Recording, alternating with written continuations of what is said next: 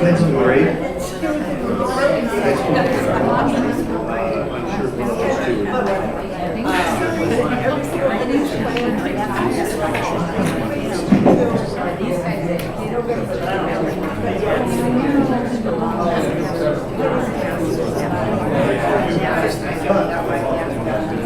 Guys, good to see you. Mr. Frankie getting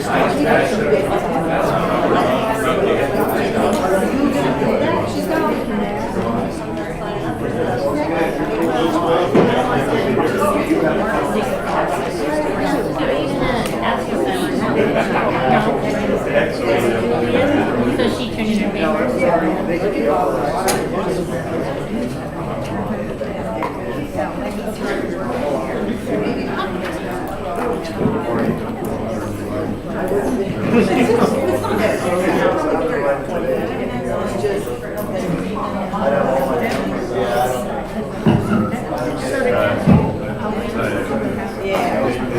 Maybe I'm wrong.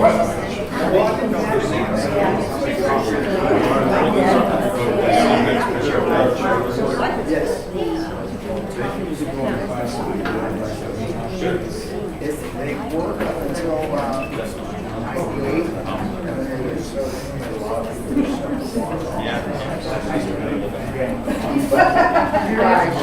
She's too different. I was hoping to jump. Yeah, that's what I was always told.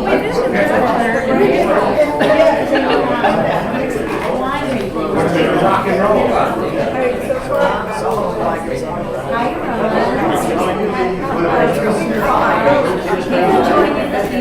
This is like a whole week.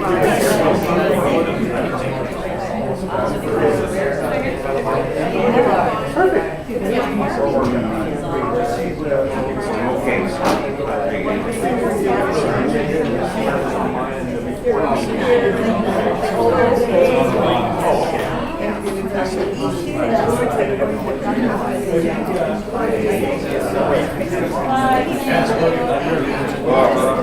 Whatever we're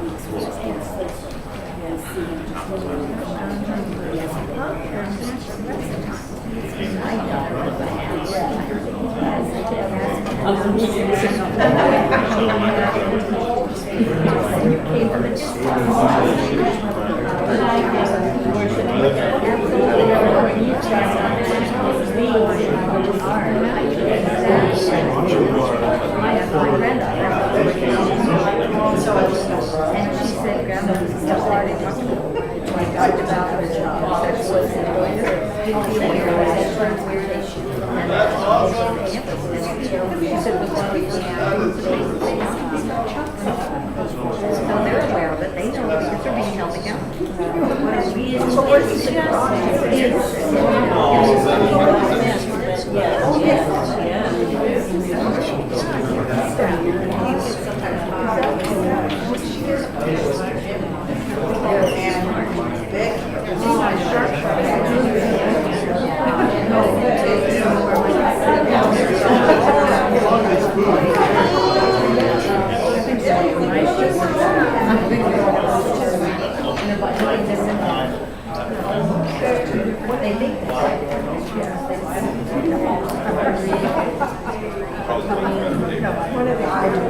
Did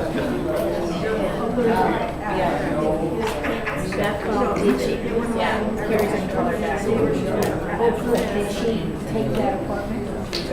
I think so. She's got a deposit down. But I said, Carrie, you need to talk to them. You know, they need Yeah. Today probably is a better day.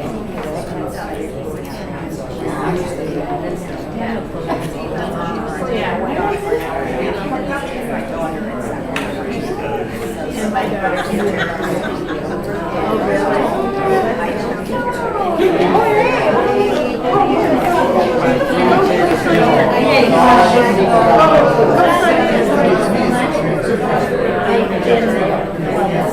Oh,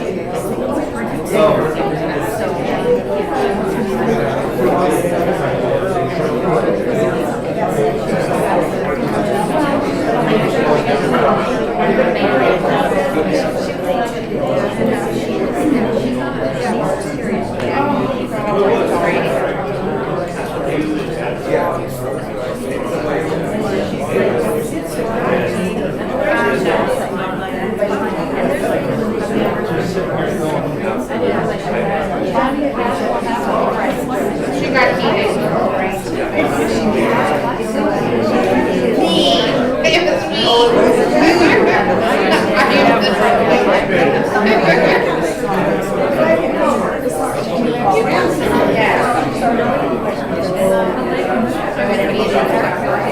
Good troublemaker.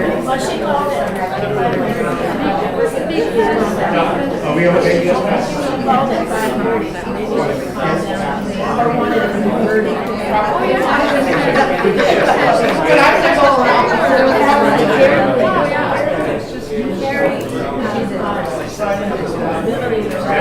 was I tried to. Oh, okay, really? But that's the location where she's choosing to live? She's choosing, yeah, because it's more exciting. When you're young and closer to it.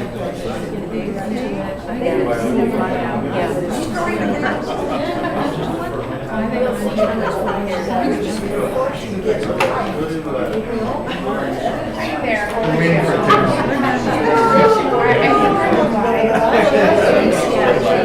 It felt like a really long day. Trying to drive like on the gently. Yeah,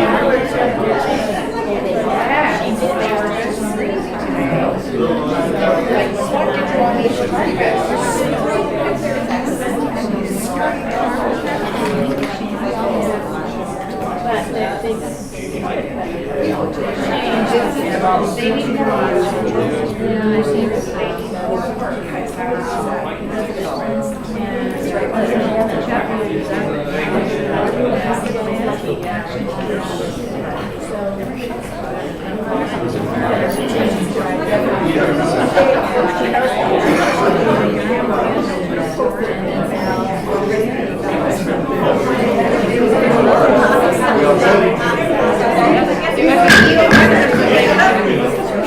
Good evening, everyone, and welcome.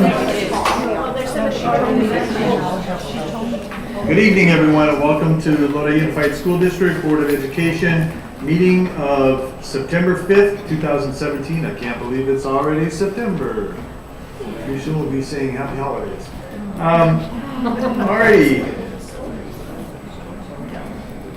First thing is roll call. We have all 7 members of the school board present, and if you please stand and join me in the Pledge of Allegiance. Ready? Begin. I pledge allegiance to the flag of the United States of America and to the republic for which it stands, one nation, under God, indivisible, with liberty and justice for all. Thank you.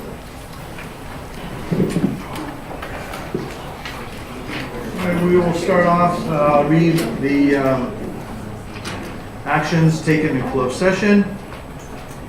Ron Freitas motioned, Joe Nava second, and the board approved the 2017-18 renewal replacement of non-public school students, number 1 through number 62, 6 ayes. one member was absent for closed session, and 0 no's.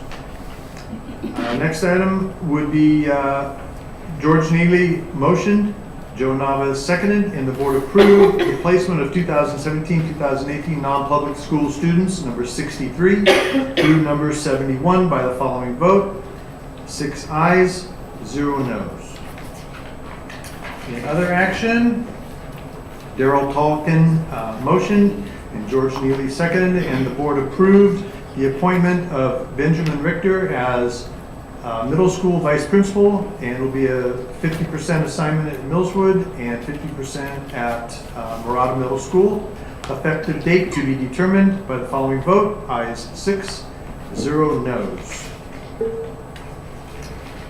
And that is closed session.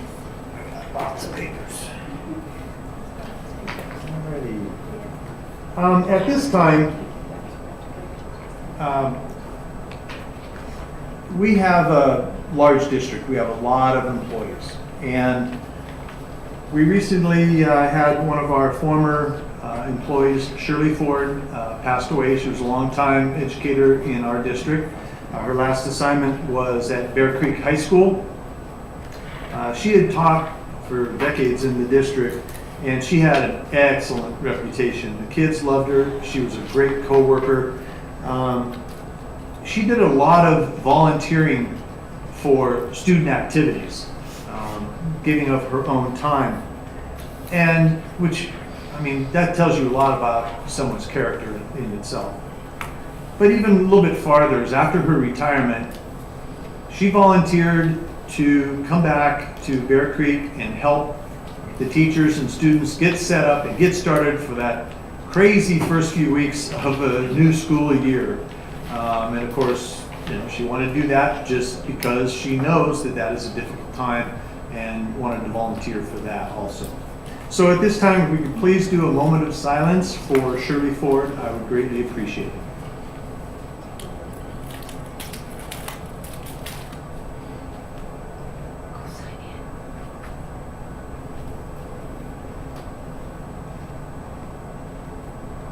And I thank you very much for that.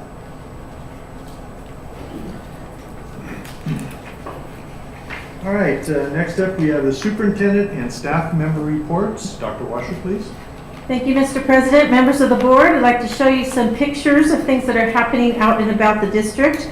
We have Murata Middle School held a Friday lunch on the lawn, and this was a big hit at Murata. They invited not just parents, but all family members to come and have lunch with their children at school on the lawn.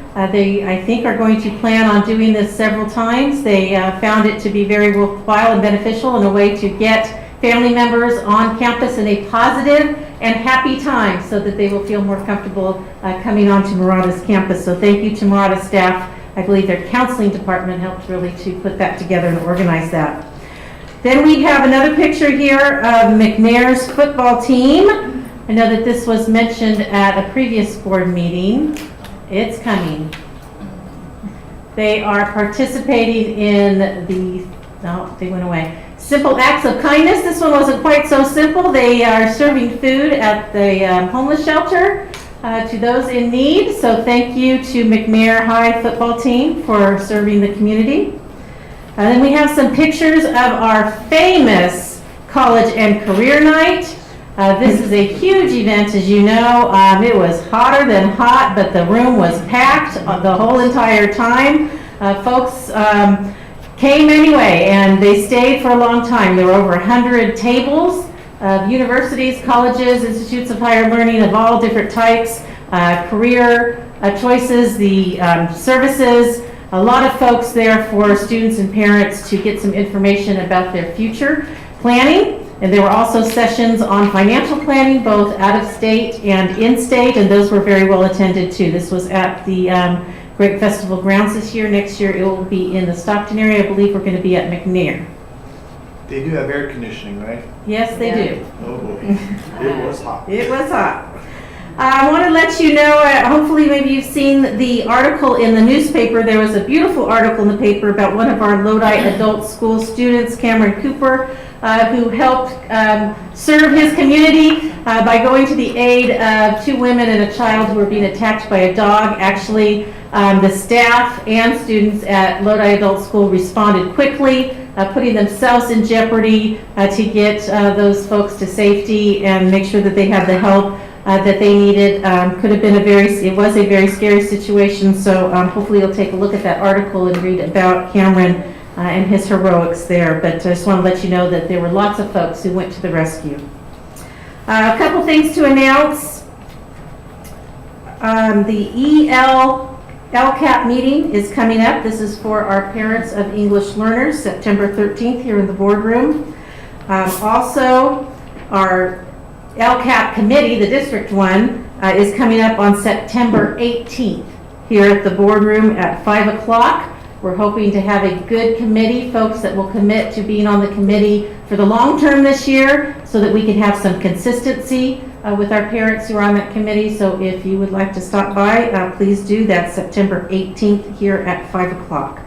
Do we have pictures of field? Parents' field? No, we don't. I'll bring those next time. We had a dedication of McNair's football field for their first game on their new field, and it is beautiful. You need to go by and take a look at that spectacular field. You gotta have a good picture of Warren showing off the field, but we'll get that next time for you. Fabulous field. They did an excellent job. Thank you to Mr. Freitas, Dr. Tolkien, for being out there in the heat to cut the ribbon for the new field. And there were a lot of students and fans in attendance, even though it was hot that night. We are going to start, I think I've shared with you, a new strategy to, while you're fiddling with that. We do have, are starting a new strategy for communication. As you know, one of our goals is to improve communication strategies in the district. We're going to try something new. It's called LUSD Connection. And it's a YouTube strategy. So on September 13th at 3 o'clock, we are going to have available a YouTube channel that any employee can log onto, and we're going to send out directions and information on how to do that.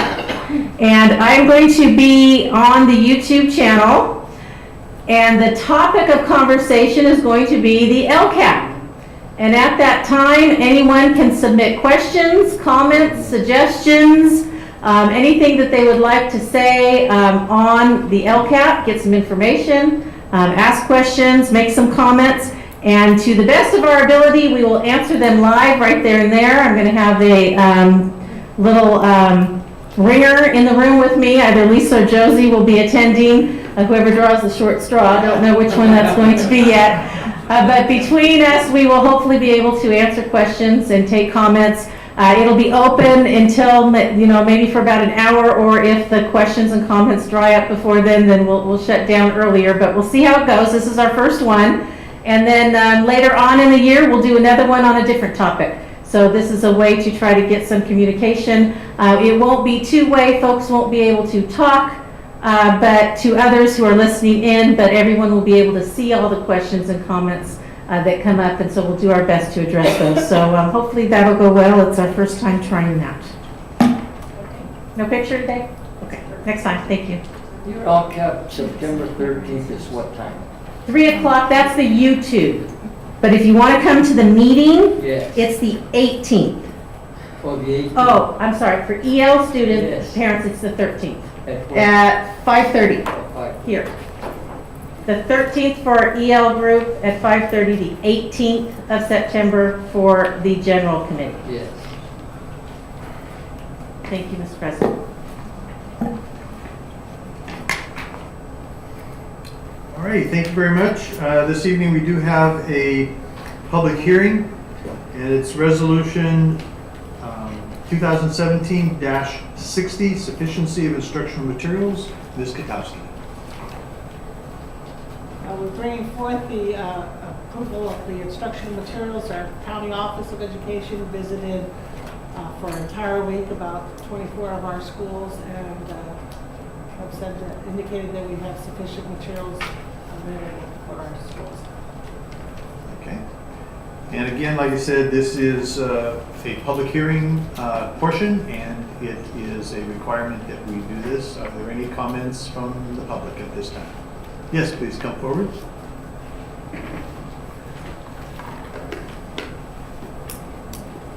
And as always, when you come to the podium, please speak up and state your name.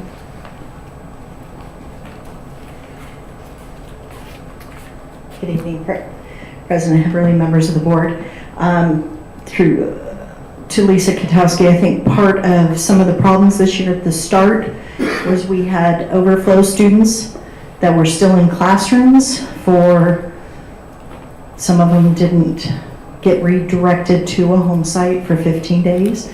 Teachers were complaining that they didn't have enough books and materials to instruct during that time while we waited for transportation and a rerouting of IDAs. So next year, knowing that to begin with, especially in elementary, that timeline, maybe look at moving that up sooner so that a child has a book in their hand no matter what class they're in. And if it's an overflow and they're going to be there for 15 days, get those extra books over to those teachers who have those extra students.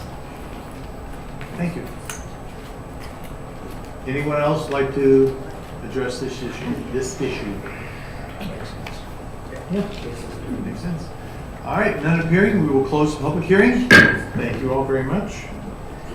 And at this time, during the public comment period, there's a 20-minute time period set aside for the public to address the board on items not listed on the agenda. Each public speaker shall limit his or her comments to 3 minutes. You are also welcome to distribute any materials to the board and/or staff. Please note that due to restrictions imposed by the California Brown Act regarding discussing topics that are not on the agenda, board members may not engage in dialogue about these issues.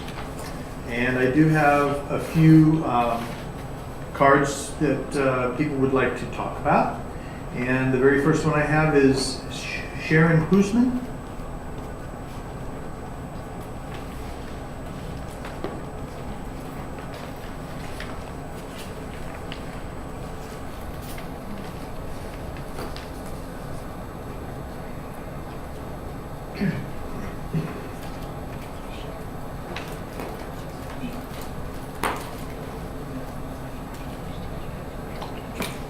My name is Sharon Hoosman. I'm an EL teacher at Tokay High School. I'm also the EL coordinator at Tokay High School. That's not a 3-minute speech, so please read that at your leisure, okay? I want the board to be aware of a fight that, and I do call it a fight, that we have had for the last 3 years at our site to secure a community liaison full-time position. We've had a 2-hour part-time position, and again, when LCAP came into being, I started petitioning the district. We went through the chain of command, several vice principals. My principal has been involved in this.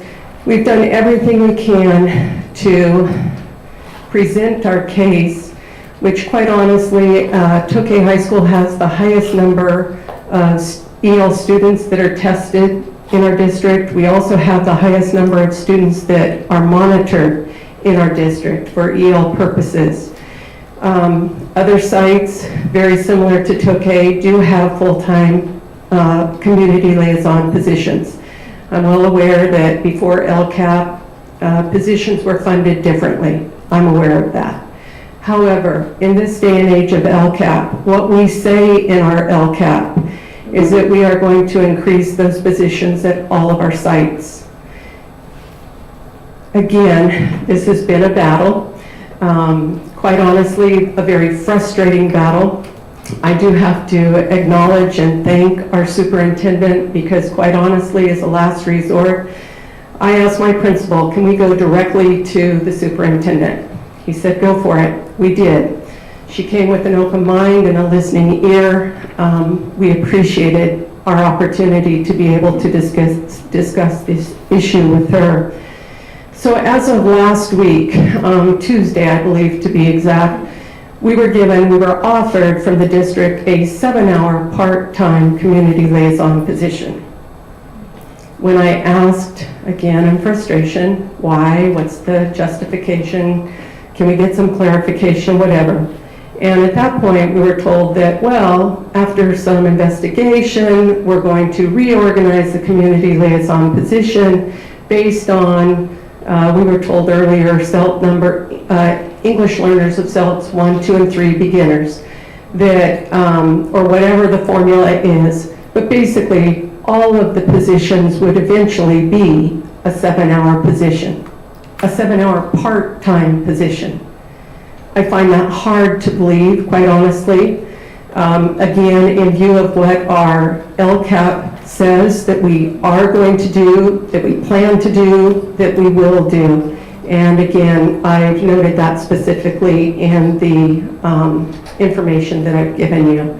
I think it's a travesty to the Hispanic, Latino student populations that we have at our high school. No less than 33% of our student populations, up to 55%, Tokay High School, of our Hispanic, Latino student population, which means that over half of our students' parents have a first language of Spanish. For Tokay High School, that's over 1,000 parents. Okay? To think that we can provide the services necessary for those parents during school hours is ridiculous. Come to any site, you'll find EL parents wanting help and information, assistance with counselors, assistant principals before school, after school. We have over 100 special ed students who happen to be Hispanic, Latino, that need somebody to translate IEPs and so on. It's just, again, unbelievable to me that we are even considering part-time positions, let alone at Tokay High School. Thank you. Thank you. The next card I have is for Julie Thompson, but I do see that it's for the Title IX report. If you like, we'll hold it there because once, I'm sorry? I think she wanted to speak now, Oh, is that correct? okay, sure, come on. And I was also told, It is on the agenda. though. yes, I know that, but I was told to do it now. By my elders and superiors. My name is Julie Thompson, and I am past president of the Lodi affiliate of the American Association of University Women.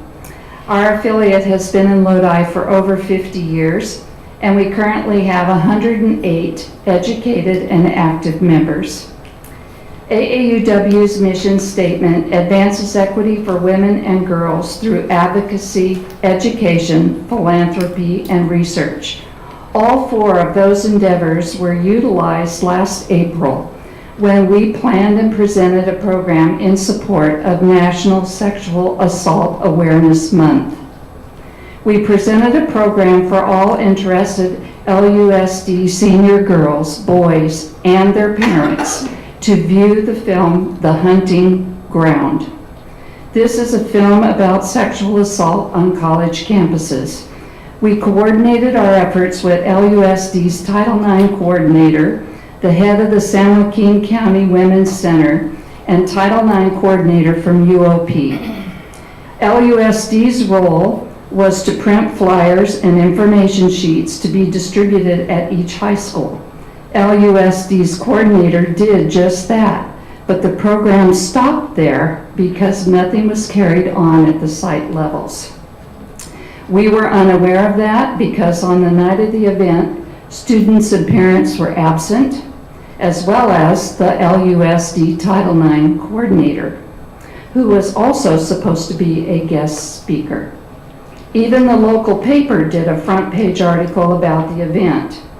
Our embarrassment and disappointment with the schools and the administration were immense.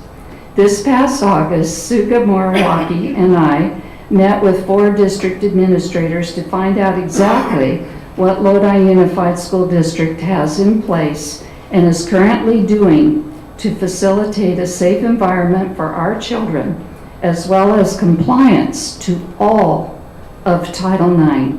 That is why we are here tonight. Thank you.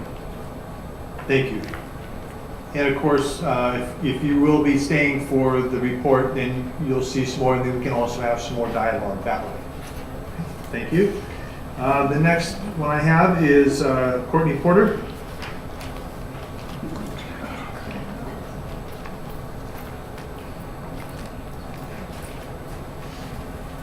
Dr. Washer, members of the board, President Heberly, and thank you for coming by on Dr. School night, Mr. You bet. Appreciate it. My name is Courtney Porter. I've taught in Lodi Unified School District for 37 years.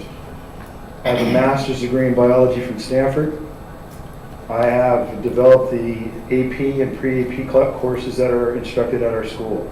I also coach water polo and swimming. Been so for about 30 years. Last year I coached the men's swim team, and because there were no available applicants for the frosh soft position, I assumed that position as well.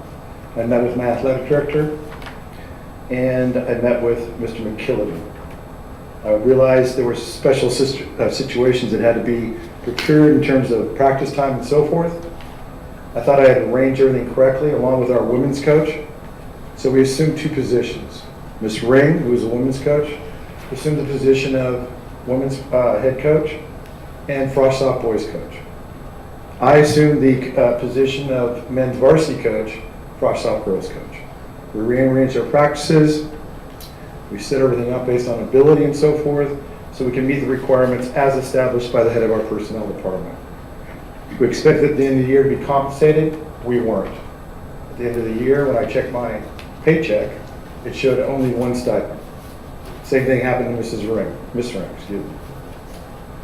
Perplexed, I went to my athletic director, and he told me, yes, we sent in who was supposed to be paid like all ADs do. It was kicked back that you would receive one stipend. So would Miss Ring, and so would another coach on campus who coached two teams. Reason being is you can't, quote, double dip. My problem with the whole situation is if we have positions for coaching that are open and we can't fill them, but yet we have coaches there that are willing to take on the extra work, why not pay them? This district owes me $2,900. What do I see about that?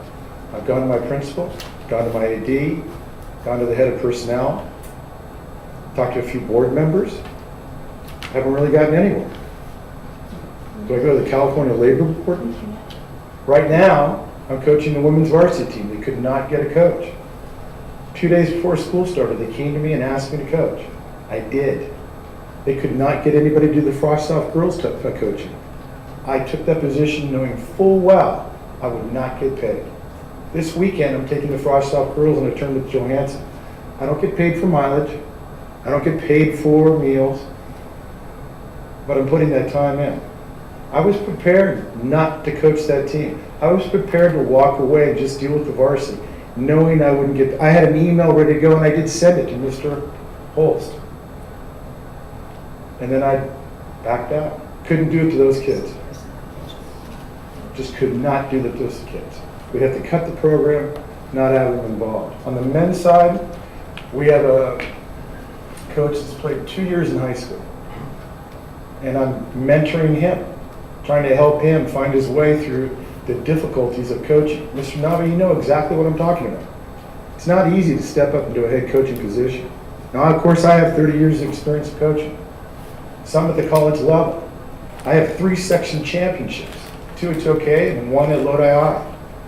I have 7 players that played on the national team. I've had 3 Olympians. I think I have a pretty good idea of what it takes to coach within my sport. I understand personnel's philosophy. They don't want people to take one position and then multiply on it and piggyback that to many stipends, and then the kids are hurt. I agree with that philosophy. But sometimes you have to take into account that the kids are going to be hurt if we don't field those sports with good coaches. And many times we might have to double people up. Our badminton coach, who coached both girls and boys at Tokay High School, got 1 stipend. He stepped up. He did the extra work. Can't we compliment that? Have we become that picky about things? We're not asking for mileage. We're not asking for lunch money. We're just asking to get that little pat on the back from the 30 to 40 hours you put in. I apologize for what I have on. I just came from practice, 4 to 6:30. We had morning workout, 5 to 6:30. I taught all day. I have passion for what I do. I love teaching, I love coaching. But at the same time, I think after 37 years, and the amount of money I've raised for our school district, over $100,000 at Tokay High School, the building of that scoreboard, the putting together of section swimming at our school every year for the past 20 years where 100 high schools come to participate. I put that together, and then I'm being told I can't get paid for an extra position that I know I'm qualified for, and I know that I went through all the hoops. Who do I see? I've talked to a few board members, talked to the head of personnel, talked to the principal, as I've said before, but who do I really see to get a final answer on this? Right now, the district owes me money. They owe me more money because I'm doing the Frost-Off girls. I'm not doing it for the money. But if you want to attract coaches, and you're struggling right now, if you want to keep kids within this district not going to St. Mary's, then you need to do something for your coaches. Our AD coaches football. Is he double dipping? No, he's working extra. If you lose 50 kids to St. Mary's, how much ADA is that? About 100 kids. This school, Tokay, Lodi, McNair, Bear Creek, are a part of the community. Coaching is a part of the community as well. So are our clubs, so are all our services that we give. Schools are bent on being a part of the community. Coaching is a part of that as well. Reward that. Reward people that have passion.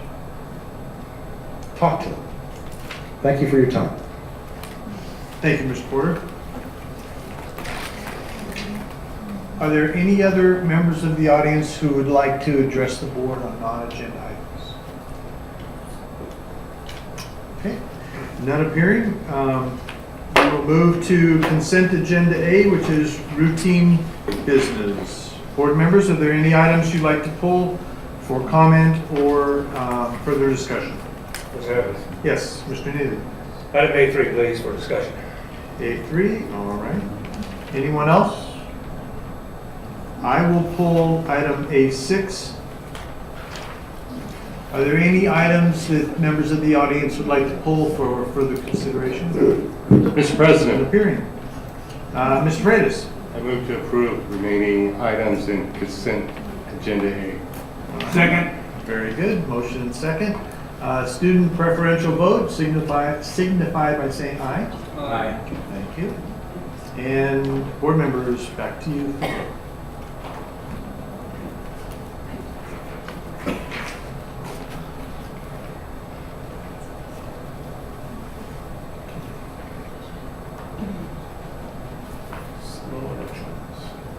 And motion passes 7-0. All righty, Mr. Neely, you pulled item A3. Go ahead. Thank you, Mr. Everly. I'm not going to take too long on this because we're really kind of, this item has to be approved. And I understand that. And I have already spent way too much time, my own time on this, investigating things. But I do want to point out, we have an issue here. We actually have two issues. One is I firmly believe that we're being overcharged on this. The second thing is that list of materials up there that came to us without being verified. All right, I shouldn't be finding these kinds of mistakes that I found on there. So those are the two issues that I have. Now, the part about being, excuse me, overcharged, there's nothing we can do about that. But if you will open up that third item down, change order breakdown.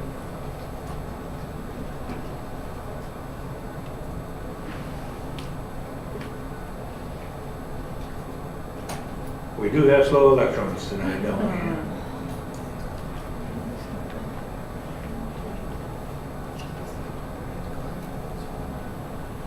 And if you can make that bigger, that would be Great. All right. I don't think anybody can see that. The plus at the bottom.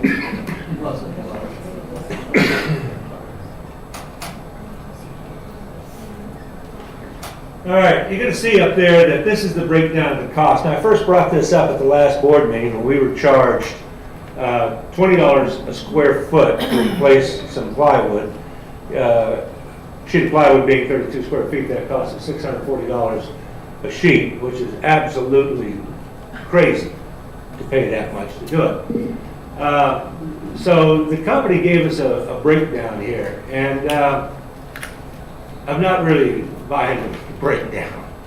Now, the caveat to this, I want you to know, is that when we signed the contract, the original contract, we agreed that if, in fact, they had to do extra turn down, that we would pay them $25 a square foot. They dropped it to 20. So it went from about 200 and something thousand down to about 163,000, I think it was. So they knocked out $5. Look at that hourly rate over there, $109.14. That's what they charged us for 1,200 hours, for a total of $130,000. That's what they charged us for an employee who makes around 30 bucks an hour. Now, what they did, I'm sure it was just a mistake. I really am. I'm not saying anybody did anything crooked here, but I think it was just a series of mistakes that we should have caught and that we didn't. First of all, we should have never agreed to pay 25 bucks an hour. I'm sorry, $25 a square foot for that. And you weren't here, so I know you can't talk about that right now. But I think there was another company that we didn't go with because they had a higher initial bid, but they only had like $5 a square foot. So there's a great disparity there, and we should have negotiated that contract. The point I'm trying to make, one of the points I'm trying to make, is if somebody gives us a bid, we get 3 bids in, and I talked to Mr. Conn about this. We don't have to take any of them. We can tell them, oh, no, that's too high. And you guys go back out there, sharpen your pencils a little bit, and let's do it again. Let's take another shot at it. We can do that, and we may need to do that. Now, I called a friend of mine who is a construction consultant, and he works on large projects, large government projects all over the place. And I said, you know, they were being charged $109 an hour for this roofer. And so I started breaking things down with him, and he said, George said, the most I can get, the highest I could get this is about 70 bucks an hour, loaded rate off a $30 employee. So if you look at that, if we get to 70, and they're charging us 109 on 1,200 square feet, that's somewhere in the vicinity of $45,000, $46,000 over. Now, we got to be careful with this. You know? Now, when I talked to the company about this, they said, oh, well, there were other costs involved, you know, for cranes and things like that. Well, you've got a thing down there that says other overhead costs. That's where that would go, and it lists it there. So here's what I want. Because I want things that come to us to be looked at, so I don't have to spend so much time. I mean, I know I get that whopping $750 a month, but my wife gets irritated when I spend all day, you know, checking this stuff out. I want us to really watch our contracts. Because the other thing that these people did is, if you'll go to, go back to the home page there.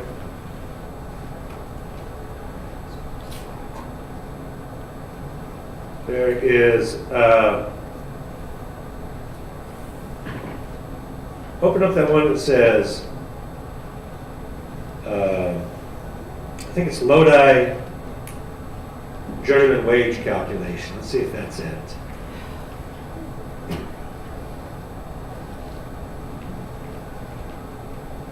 Is that the one? That's when he's opening it. Well, okay, so that's there. So let's take a look at it. This is a form that they filled out. If you make it bigger there, you see that they listed the labor rate at $50.80 an hour. And then they added everything to it, including vacation and sick time and insurance, all of that kind of stuff. Well, the problem is that $50.80 is already the loaded labor rate, according to the state of California for San Joaquin County. And it includes all those other things, most of them. So even when you add in their workers' comp and everything else, you come up with a figure that's way too high. So there's something wrong with this, and I just want to bring that up. I know we have to pay it because in the original contract, we said we'd pay $25 a square foot overage, which we never should have done. So I just want to bring this to anybody. Any other comments on this? Board members, any comments? Members of the audience, comments on this item? Okay, with that, Well, I'm going to move. I tend to agree with you, George, and that we don't always do that, but yeah, I know Mr. Khan is new to our district, but I have a lot of confidence in you that in the future you'll kind of scan these things much closer than what has happened with this contract. Mr. President, Yes. I was hoping whoever bid this contract was going to be here to explain this to us, but I think the district has an explanation prepared for us today, or something in writing that's supposed to make sense out of this mumbo jumbo, because I have 83 attorneys working for me that are not making $109 an hour. And that we pay that for people there. I just did the quick math. I think that's almost your salary, Dr. Washer, that we pay people to tear off this roof. So that makes absolutely no sense how we came up to this. And I don't think we have to pay this because this is fraud.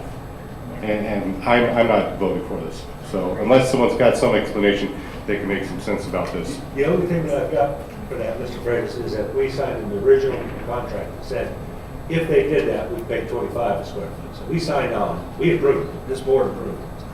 Unfortunately, we need to look at that a little closer probably in the future. Mr. Khan?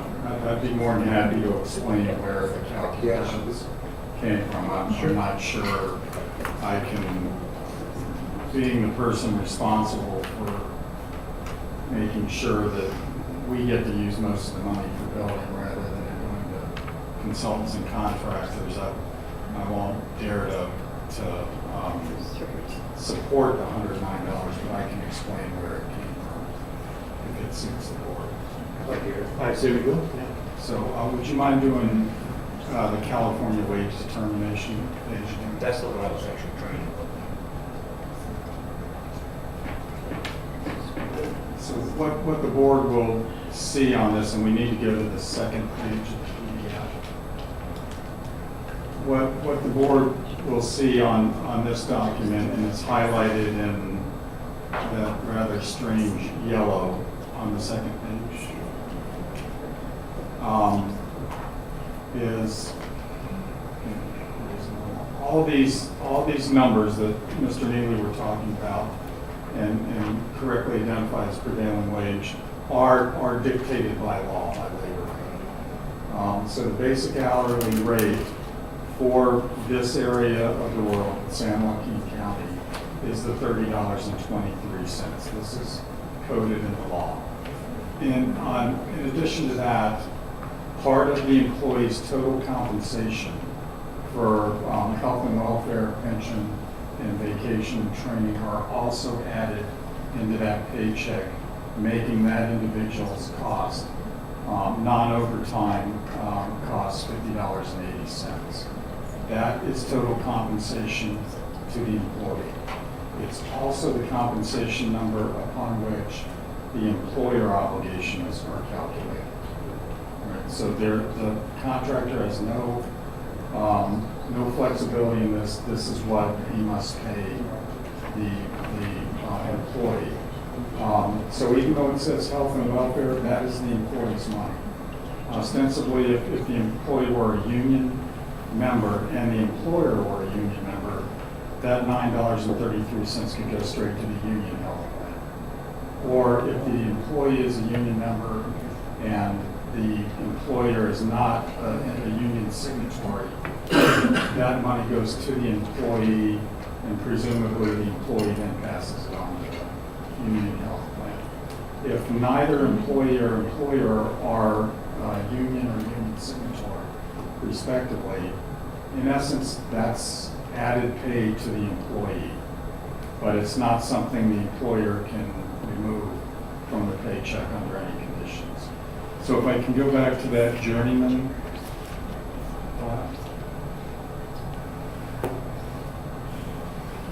Now, this document does not indicate a real payment or cost. It is an annualized calculation of the hourly rate, which results in a $109 amount. So if we look at, if we go from the top, we'll see that $50.80 again times 2,000 hour annual year. That's in essence 40 hours a week times 50 weeks, 2 weeks vacation. All right, so that amounts to whatever that is, in this case, $101,600. On top of that $50.80 wage are the employer obligations, which we calculate or call statutory benefits. Yes, sir. Add something to that. That amount of $50.80 already includes pay for vacation. Yes, sir, it does. So that's, and that becomes taxable at that point. Correct. All right. They based all their calculations over here on the $50.80. All of these over here are based on your base pay. That's not our understanding, Mr. Neely. For instance, workers' comp, if the employee were to file for workers' comp, their adjusted dividend, annuity, whatever they receive from the workers' comp process would be calculated on the $50.80.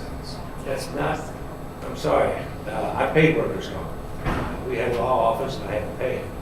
And we had to turn in payroll reports so that they could calculate how much we paid. And the calculations were always based on base pay, not benefits, health. Well, to give you an example of how things may be different, in a California, I guess now pre-K through 12 public education institution, we pay our teachers, for instance, a base level of pay, and then aside from that, they get a health and welfare cap. That health and welfare cap comes straight off the top of the check. It's not considered total compensation under a workers' comp calculation. But in this instance, since those prevailing wage items are actually added into the hourly wage, it's our understanding that it is part of this particular calculation, whereas it may not be in another circumstance. I don't know about. You go ahead. I don't know that I'm lying. I'm sorry. After these calculations are added, this particular company also offers all of its employees a health care plan. This is line 7. That $425 amount is the dollar amount which the employer will pay to match the employee's contribution to that particular health care plan. What about the $9.33 That's part per of hour that is built into that prevailing wage? That's part of the prevailing wage, legal and encoded payment to the employee. The employee doesn't get it. I mean, it's part of that $425. That's an additional benefit that this company allows for its employees. But the employee does get that 933 health and welfare benefit as part of the $50.80. This line 7 is an additional benefit that this company, Brazos Construction, provides to all its employees. If they choose to take it now, if the employee is covered under a union plan, or for some reason doesn't care to match that $425 per month, they can refuse the payment, and that $425 does not revert to us, it rolls to the construction company's bottom line. Right. But that's only. But we're still billed it. Absolutely. Same thing with the 933.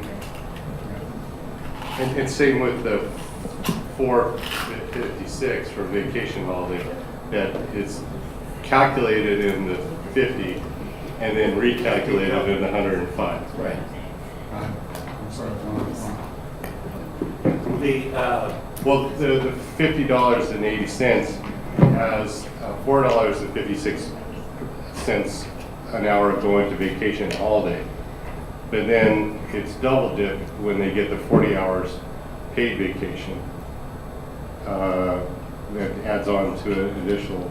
I don't, Mr. President, I don't believe that's correct. If we can go down, I think this sheet is confusing in that regard. Whereas on line 13, it looks like they're getting it again.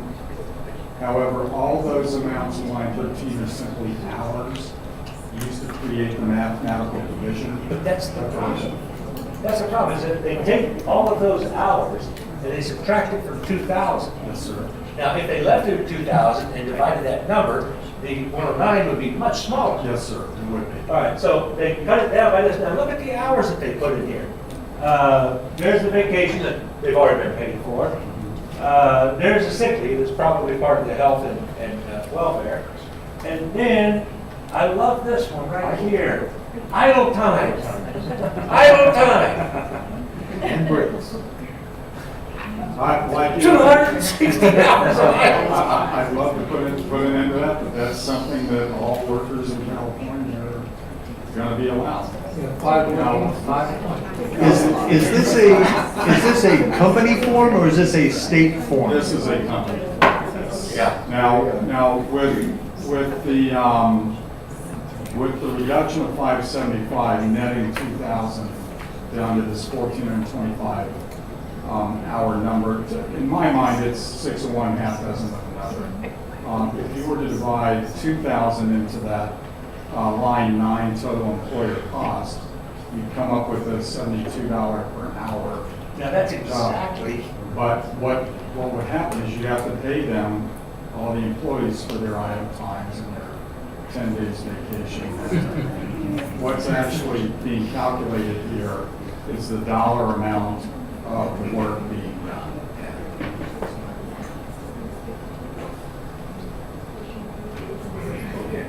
So are you saying this is standard operating procedure for most businesses in this area or state of California? For construction firms dealing with this type of prevailing wages. Pretty standard? I understand, it's fairly standard. Okay, we have a question. Ms. Castle, go ahead.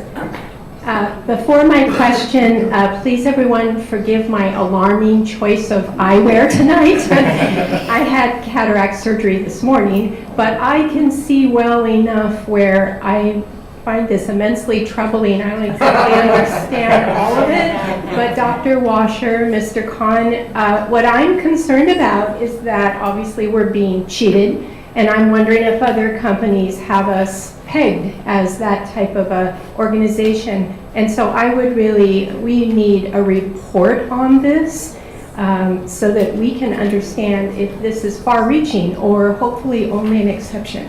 Thank you. Okay, board members, any other comments? Oh, yeah, go ahead. This was put over from the last meeting for us to understand again why this was estimated 2,000 hours. And I still haven't heard that answer. And so I'm with Ms. Castle. I would love to have a board report item to figure out what happened here, because I'm still not satisfied, and how far-reaching this is in our district. And I'd make that motion. Yes. Okay. I've got you as a future board item. Is that good? That's what, okay.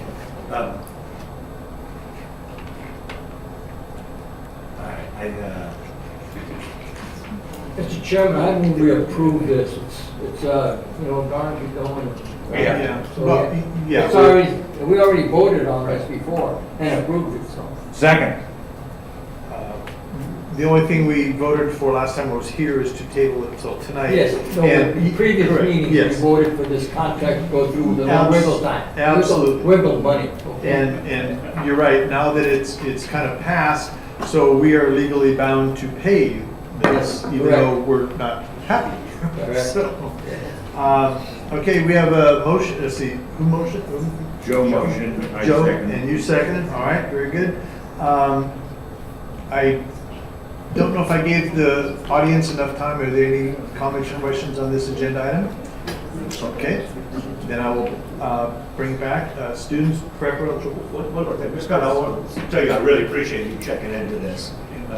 You answered all my questions, and there's some things that I'm not happy about, but that's not your fault. So I appreciate everything that you did on that. That's a good clarification, yes. Thank you. Student preferential vote, all in favor say aye. Aye. All right, very good, thank you. And board members, vote on item A3, please.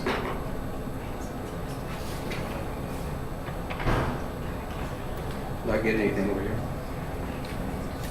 You're out of the way. I'm out of meeting. Try to meet. Go over here.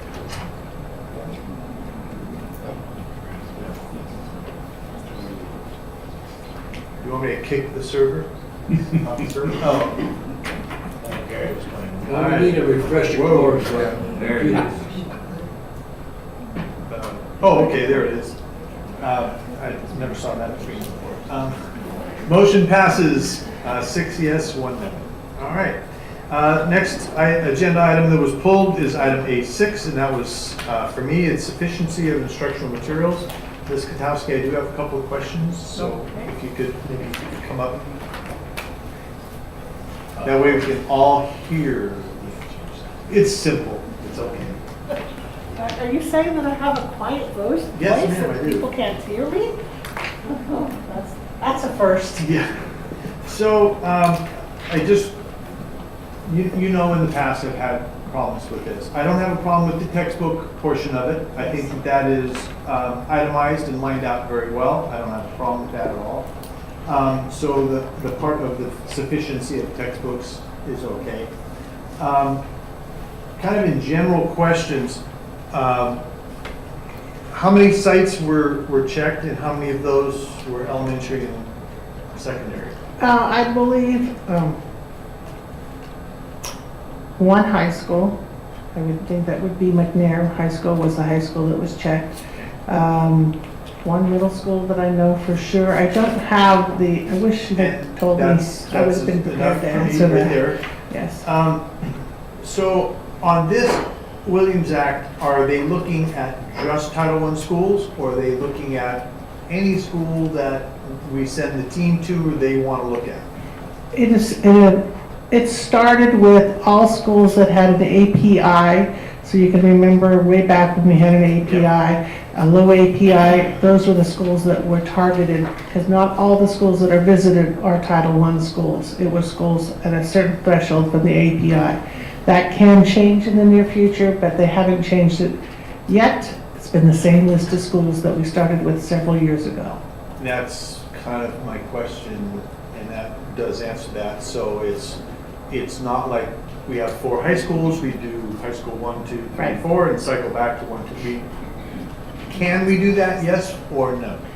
We have tried to work with the county about changing the schools, but actually, they're the ones that determine the schools, and they work with the State Department to determine those schools, and they haven't been given authority to change the schools that they come to visit yet. Let me guess. They have a formula. We're not going to get into that. Yes, thank you. You know, on the very last page, when they talk about there's, says, whereas sufficiency of textbooks and instructional materials were provided to each student in grades 9, 12, enrolling in foreign language or health classes.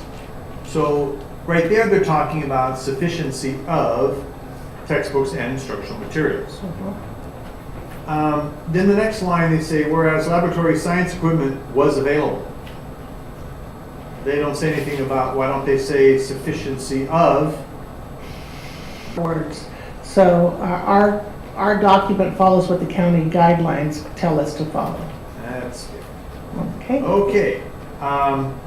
Well, as in the past, I have a philosophical problem with saying that we have sufficient instructional materials and we have sufficient laboratory science materials. I think it's inaccurate, and I think it's kind of misleading. That is not your fault, but I have a real difficult time voting yes on something that I just don't believe is accurate. So thank you for coming up and answering my questions. I appreciate that. Mr. Chairman, Yes. I move that we approve item A6. Second. All right, we have a motion and a second to approve item A6, student preferential vote. Aye. Thank you. Oops, I forgot. Members of the audience, do you have any further discussion on this item before we proceed? All right, none showing. Bring it back to the board for your vote, please. And motion passes 6 ayes, 1 no. All right, very good. And now we are on consent agenda B, student discipline matters. Board members? Mr. Chairman, I move we approved discipline cases. Motion by Mr. Navas, seconded by Mr. Neely. Students, you do not vote on student matters. Thank you. So board members?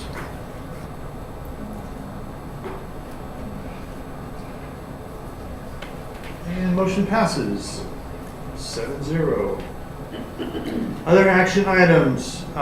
The first one is appointment of board subcommittee for Measure U.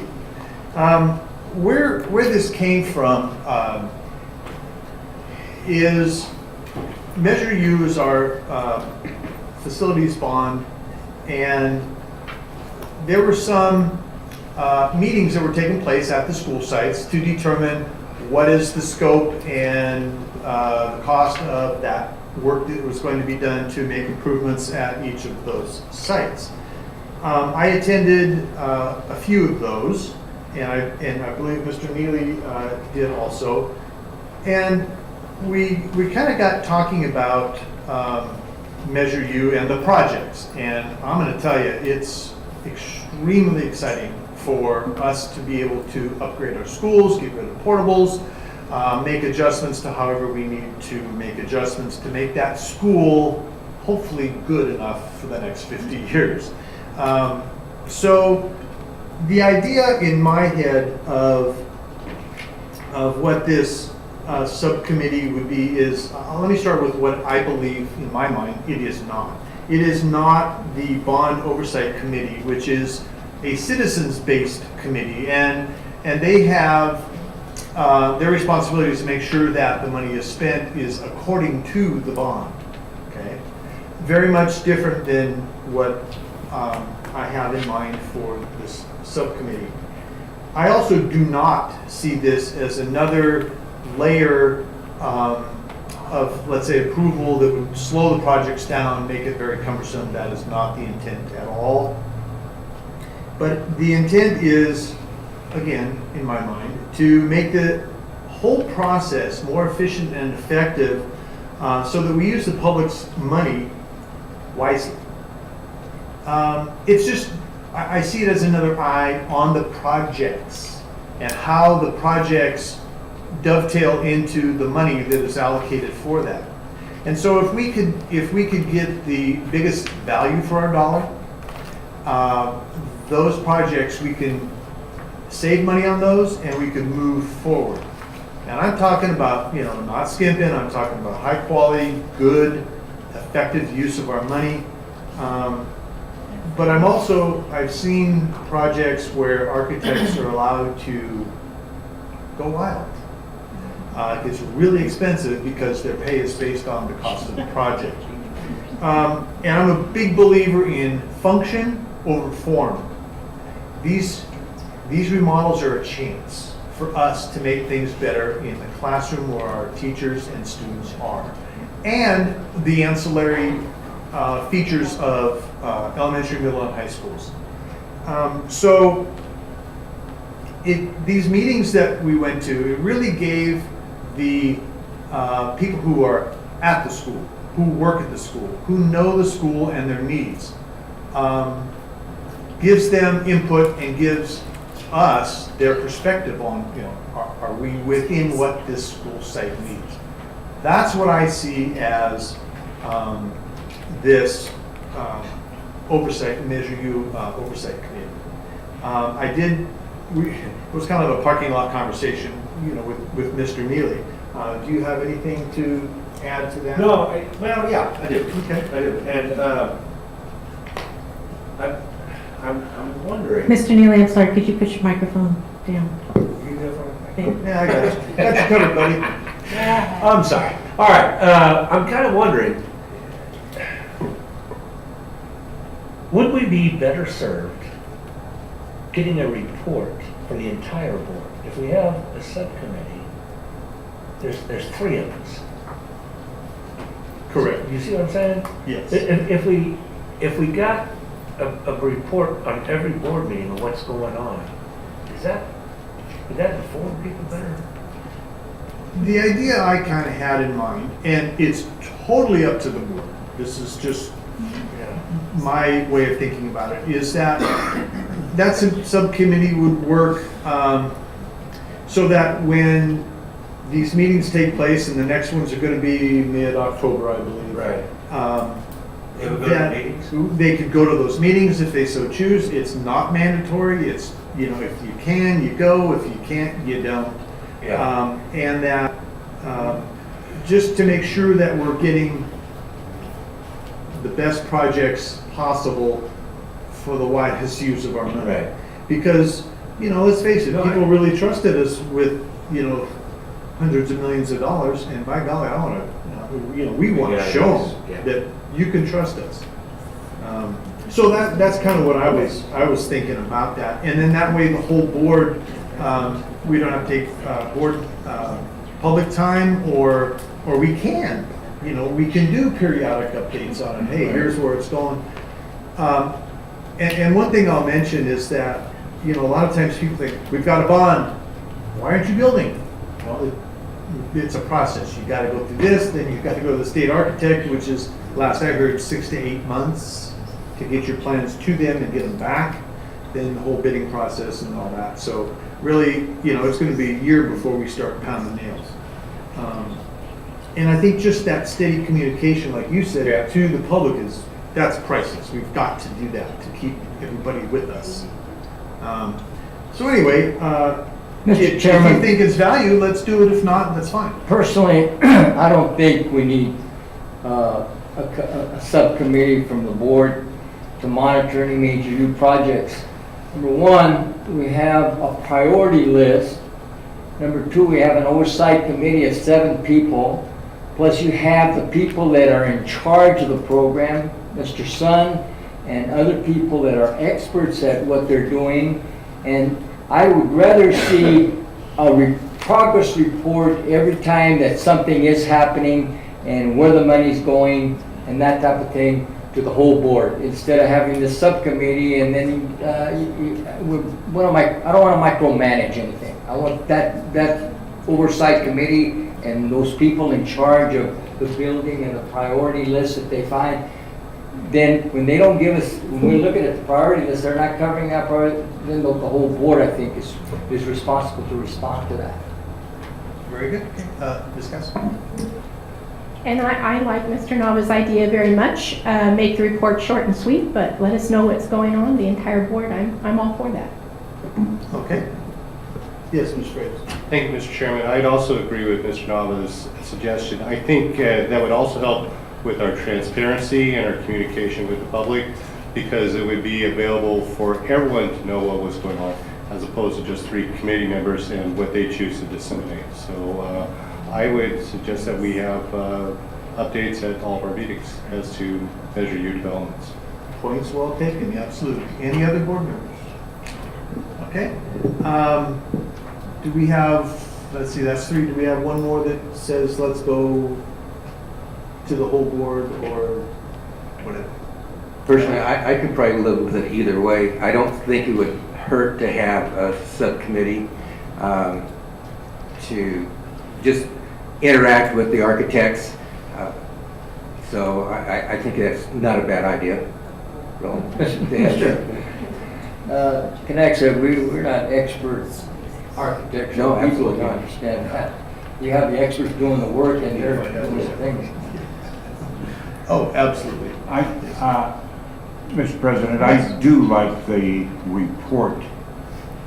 I can still read, although poorly, but the report would be a real help, I think, because it would be more complete than what I might garner by being at a meeting.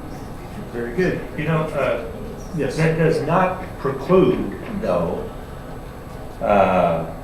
checking into things and going to projects. Like my school was Beckman. We went out there. Principal was shocked when I showed up. She didn't know we had a meeting because she was new there, and notification went to the old principal. So, and then we found out she was notified by the architects, but that didn't have a calendar or anything. So anyway, we had a good meeting. And we walked around the school and looked at some things, and good things came out of it. So I think it's important for a board member to be at one of those meetings, you know. Needham, when they had the meeting out there, I was so happy that Mr. Khan was out there, because it was not, the plan that we had was not the plan that they had. And they were quite different. So they were able to work things out. Mr. Khan took charge of that, and we're going to get them the things that they want. So I think it is important, though, for a board member to make that, to show our support for our schools. Absolutely, we can do that without the subcommittee. It was just kind of an idea, and so the consensus is no. So this is an action item. Do you want an official vote then? If there's no motion for a subcommittee, then that's fine. But I am hearing that you would like regular board updates on Measure U projects at public meetings. Without the subcommittee. Okay, very good. Any other comments regarding this agenda item? There we go. Okay. Hello. Hi again. I'm hearing from site members that have invested times at a particular site that there is not a transparency as to staff necessarily having some input or hearing those discussions as plans are changing. You know, so maybe the update at every board meeting with what's taken place, what sites have met. Have there been changes?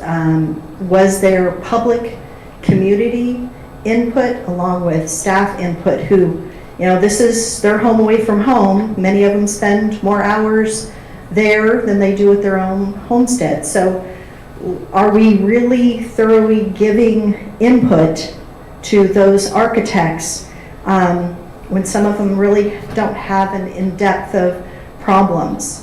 There's questions on the amount of dollars that are being spent on that first round of plans. So I think the transparency and the communication is key, but not to a small group, but to all stakeholders. So maybe if those meetings more could be public, you know, I know scheduling is hard with architects, and that's a whole nother idea, but I think in our community, we need to be transparent, because a lot of people invested a lot of their hard-earned dollars to make sure that Lodi schools are built to house our students for the future. So, going forward. Absolutely, thank you. Mr. President? Yes. I agree with Michelle on this. I think that our principals, Dr. Washer, should notify, especially the staff members, that the architects are going to be on campus. We need to have a meeting or something. If after school, 15, 20 minutes, because the people who know the most about what they actually need are probably the staff and teachers that we're building this for. So I think that message should get out to the principals that they need to listen to the stakeholders. I know when we were building the gym at Lodi High School, we had lots of meetings. They didn't always listen to us, but. Go ahead. Mr. President, that's no problem. We can do that. I just want to remind board members, if you do choose to go to some of these meetings, just a reminder about our philosophy and our approach here. We are looking at this as a project-based effort, not a money-based effort. So you may see things change a little bit with the dollar amounts. Those are estimates, the dollar amounts that are attached to projects and attached to schools. What we're concerned about is that projects get accomplished, not necessarily that exact dollar amount be spent. And on that too, I want to say, in those meetings, the one that happened in Needham, I wasn't there, but boy, did I hear about it, because Nancy was subbing there at the time, and then I knew some of the teachers there, and I heard all about it. And some of the teachers were irritated, but what I told them was that this proves that the system works. Because Mr. Kahn heard every bit of that, and now we're moving in that direction to make it right. So that's what the purpose of the meeting is, to say, hey, we think this is what you want.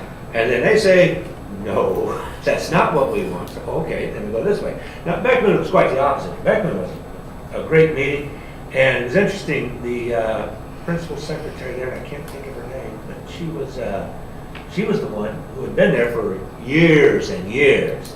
And so she was the one who reviewed the plans and said, yeah, well, we need to do this, we need to put the emphasis here, and that, because she talked to the teachers. Now, we invited teachers in as well, but everybody was busy at the time, so they couldn't do it. But it was good meeting, worked out well. Yeah, the ones that I attended, 4, I think, went very well. And I just wanted, one of the things I wanted to make sure is that every school site is supposed to have a committee that things kind of filter through, and that's just another way that they can communicate and make sure that we do it right the first time. We can't go back later and go, gee, if we only woulda. Well, you know, this is our shot. This is our chance. We need to do it correctly. Yes? Like I said, I've been here for 37 years. And I was department head of the science, along with your wife. And we built the new science building because of the mold situation. Your wife and myself asked for 2 bathrooms be included with the building. We were denied. We now have 20 teachers vying for 2 bathrooms after break. And your break is 6 minutes long? 6 minutes. Yeah. It hasn't come to fisticuffs yet, but it's going to be a running joke. You have a men's and a women's, although it's unisex now. We just battle for whatever bathroom's available. But had they put those bathrooms in that we asked for at the time, the teachers did, we wouldn't be at the issue that we have now. It's become almost a comical because we don't have that much time. And we got to get back to our classes. You have the English building, the math building, and the science building, and some people coming from the portables and the basketball to use those 2 bathrooms during that 6-minute period. It is unbelievable that people, teachers, would be treated that way. And we are. And I know that story very well. I'm sure that you do. Yes. And we gave our input, and the architects blew it out. So when you talk about teacher input, it's been done in the past, and it's been denied in the past. And that's why I plan part of, excuse me for interrupting, but that's part of my plan is I want to go and listen and learn as much as I can, because I've been involved in my profession building a building, and the architect did not listen to us at all. It leaked, we couldn't heat it or cool it, it was unbelievable. But it was the first fire station that they had ever built, and they were able to put that in their portfolio. Oh, I'm sorry, I don't really care if my building's in a portfolio. We wanted a house with a really big garage. I think the key word you said there is micromanagement, Yeah, which is I don't wanna back do to that. my issue, where AD should make the decisions, principals should make the decisions, teachers involved with the site, and you'll get more efficiency done there than you will from the district office. Thank you. Thank you. Any other comments regarding this issue? I think that was a great example of why we need to have staff on site, have input into this, and they need to be listened to. Okay, that was action item number 1. We are now on action item number 2, and this would go to Mr. Neely. Thank you, Mr. Hamley. I'm going to try to be...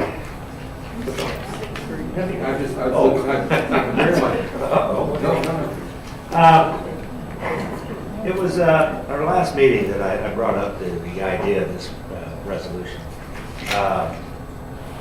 And I did not think that it was going to become a big deal.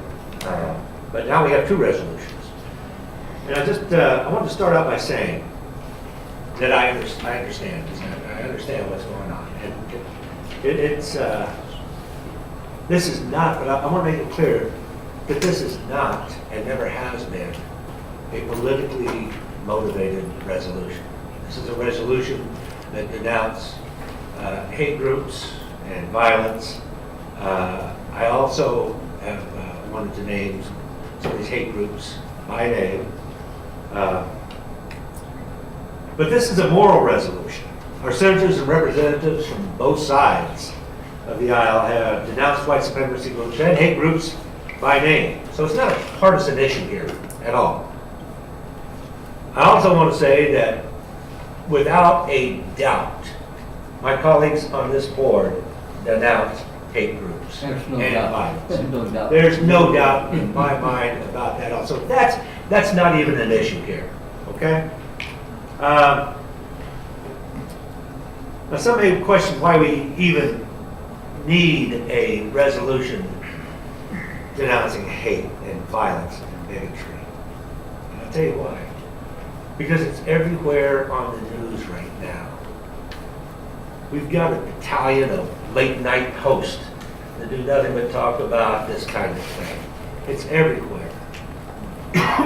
And so we have to understand that our kids don't live in a vacuum right here in Lodi. They hear all this other stuff as well. They hear about these hate groups and all that. So I think we need to show them that we're willing to stand up and name these groups. So the question before the board tonight is whether or not we should announce white supremacy groups by name. We have two declarations before us.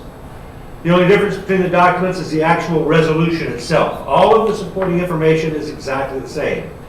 The version being put forth by the district at the advice of legal counsel is what I like to call the bland version of the resolution. And this is what it says. The board reaffirms its commitment to the students and to the community of the district by publicly denouncing all unlawful acts of discrimination and hatred towards any individual or group. I love it. That's great. But as good as that sounds, it leaves out any specific condemnation of the white supremacist or other hate groups. And I want to make it clear that that was my intent when I brought this up. That specifically was my intent. There's a long history behind that, and it has to do with growing up in Lodi, where we had, when I grew up here in the 1960s, late 1960s, we had 3 African-American families in the city that had kids in Lodi High. So I knew nothing about race relations at the time. When I was drafted and went into the Army, I got a quick education on race relations. And when I ended up in Vietnam in a 30-man platoon and went out to the jungle for 23 days, I got my PhD in race relations. It was interesting when you have the draft, you have a microcosm of the United States in 30 people. And you take those 30 people and you set them out in the jungle by themselves.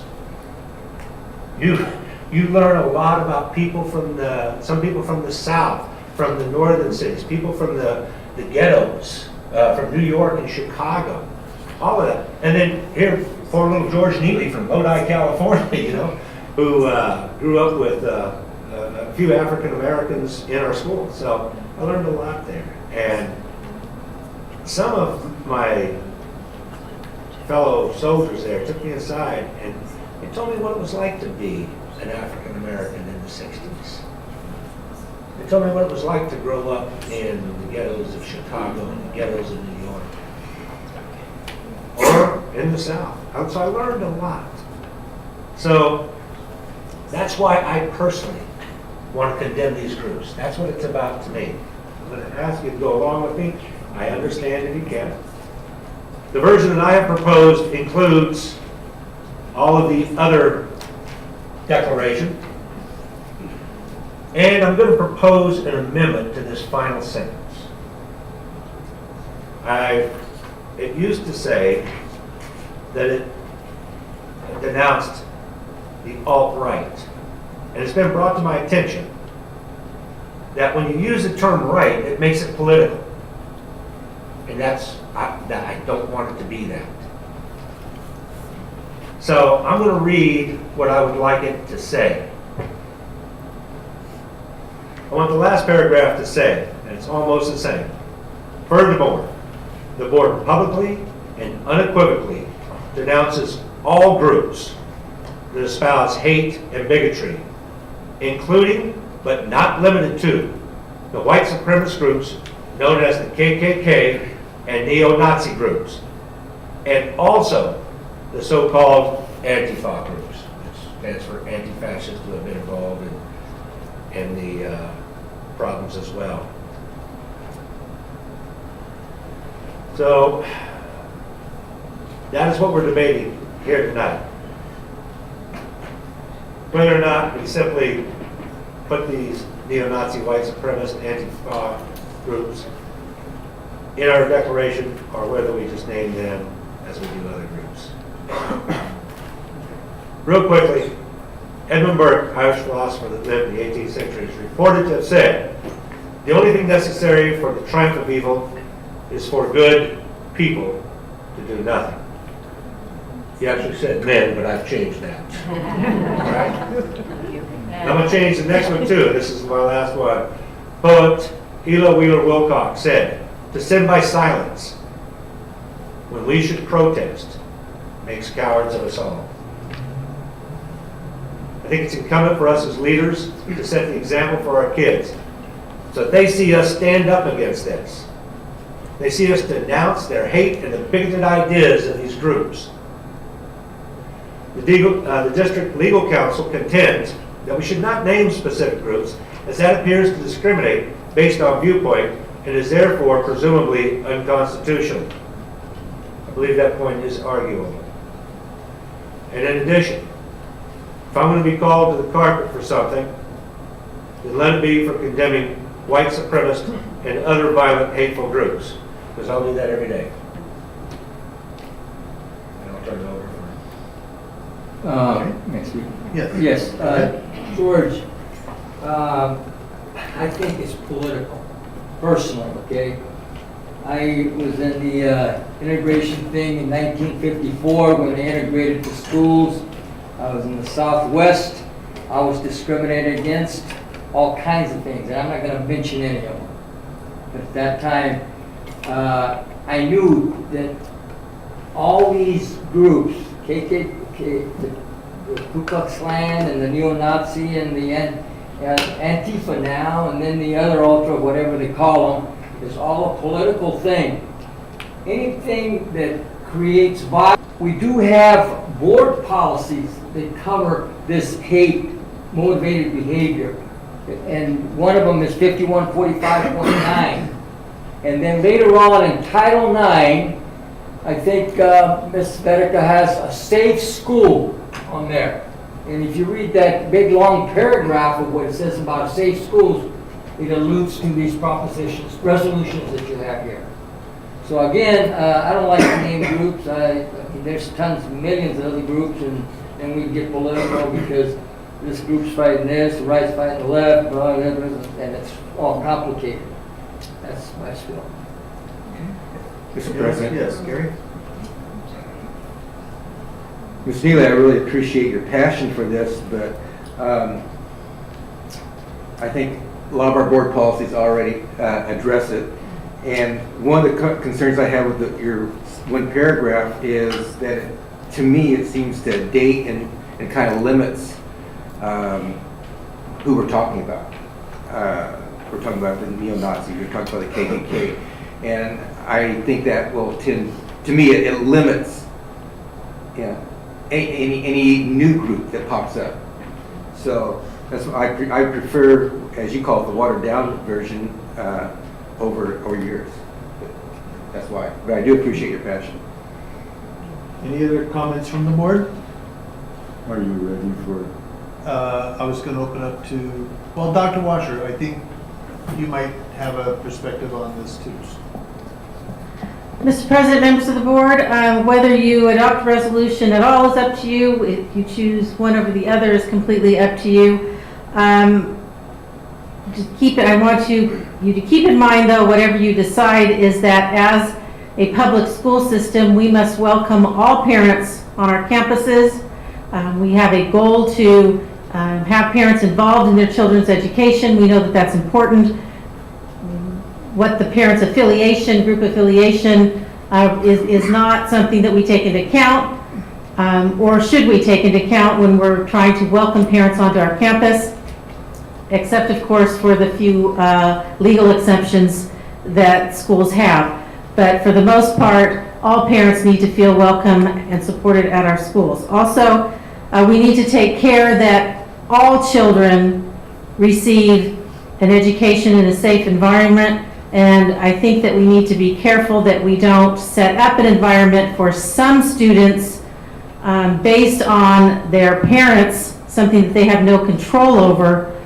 We may be setting up a situation for bullying, harassment, discrimination, when we are charged to protect all students, regardless of what their parents may do, think, or are. So we need to just keep those factors in mind, that as a public school system, we need to make sure that all parents feel welcome at our school and that all children are entitled to a safe environment.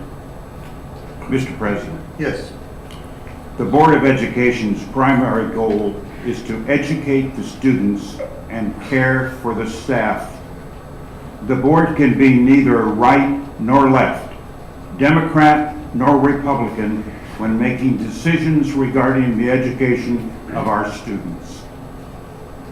If we're going to be a successful Board of Education, we must continue to focus on how best to educate our students and take care of our staff.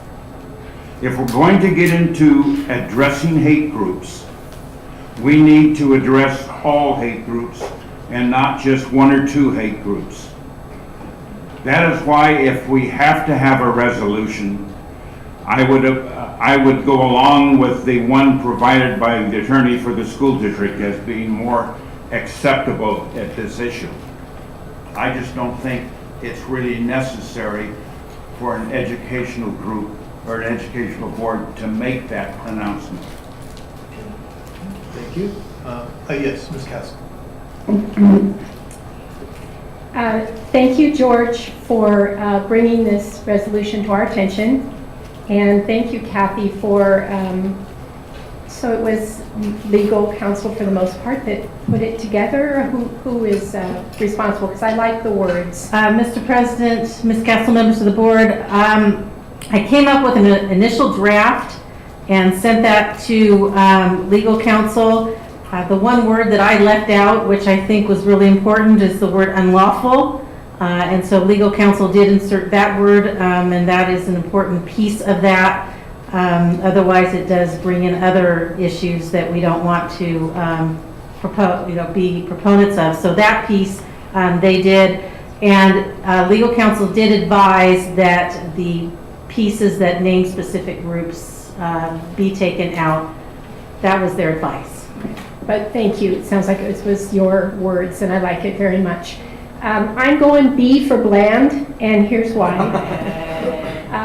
I, as the forever history teacher, I had to research this, and there is, as it turns out, a Supreme Court decision that was made just this past June, when we only had 8 Supreme Court justices, and they unanimously agreed, which I was amazed at, because as we all know, we tend to have a divided Supreme Court. But it really speaks to exactly this issue, and so I'm just going to, I wrote this in huge letters for myself, so I'm just going to read to you it was Justice Samuel Alito who wrote the opinion that was unanimously supported, and here's what it says about hate speech. The idea that government, and I just want to pause there for a second, because sometimes people don't realize that school boards are indeed government entities, and I had to kind of look at that like, okay, so what makes a government entity? There's 2 requirements. You have to be publicly elected, which we are, and you have to be part of an entity that is supported by tax dollars. So that makes us government. And actually, school board, we're the most basic form of local government that exists. So back to my quote. The idea that government may restrict speech expressing ideas that offend strikes at the heart of the First Amendment. Speech that demeans on the basis of race, ethnicity, gender, religion, age, disability, or any other similar ground is hateful, but the proudest boast of our free speech jurisprudence is that we protect the freedom to express the thought that we hate.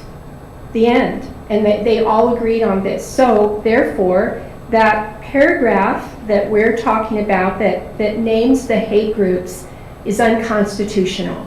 And that's why I'm going B for bland, because hey, if the 8 Supreme Court justices agreed on this, which they did, this, by the way, if you want to know more about it, was a very fascinating case called the Slant decision, the Slants decision, June 2017. So I would support, and I thank you again, George, for bringing this resolution, because I like the language very much, and I agree that we need this B for bland.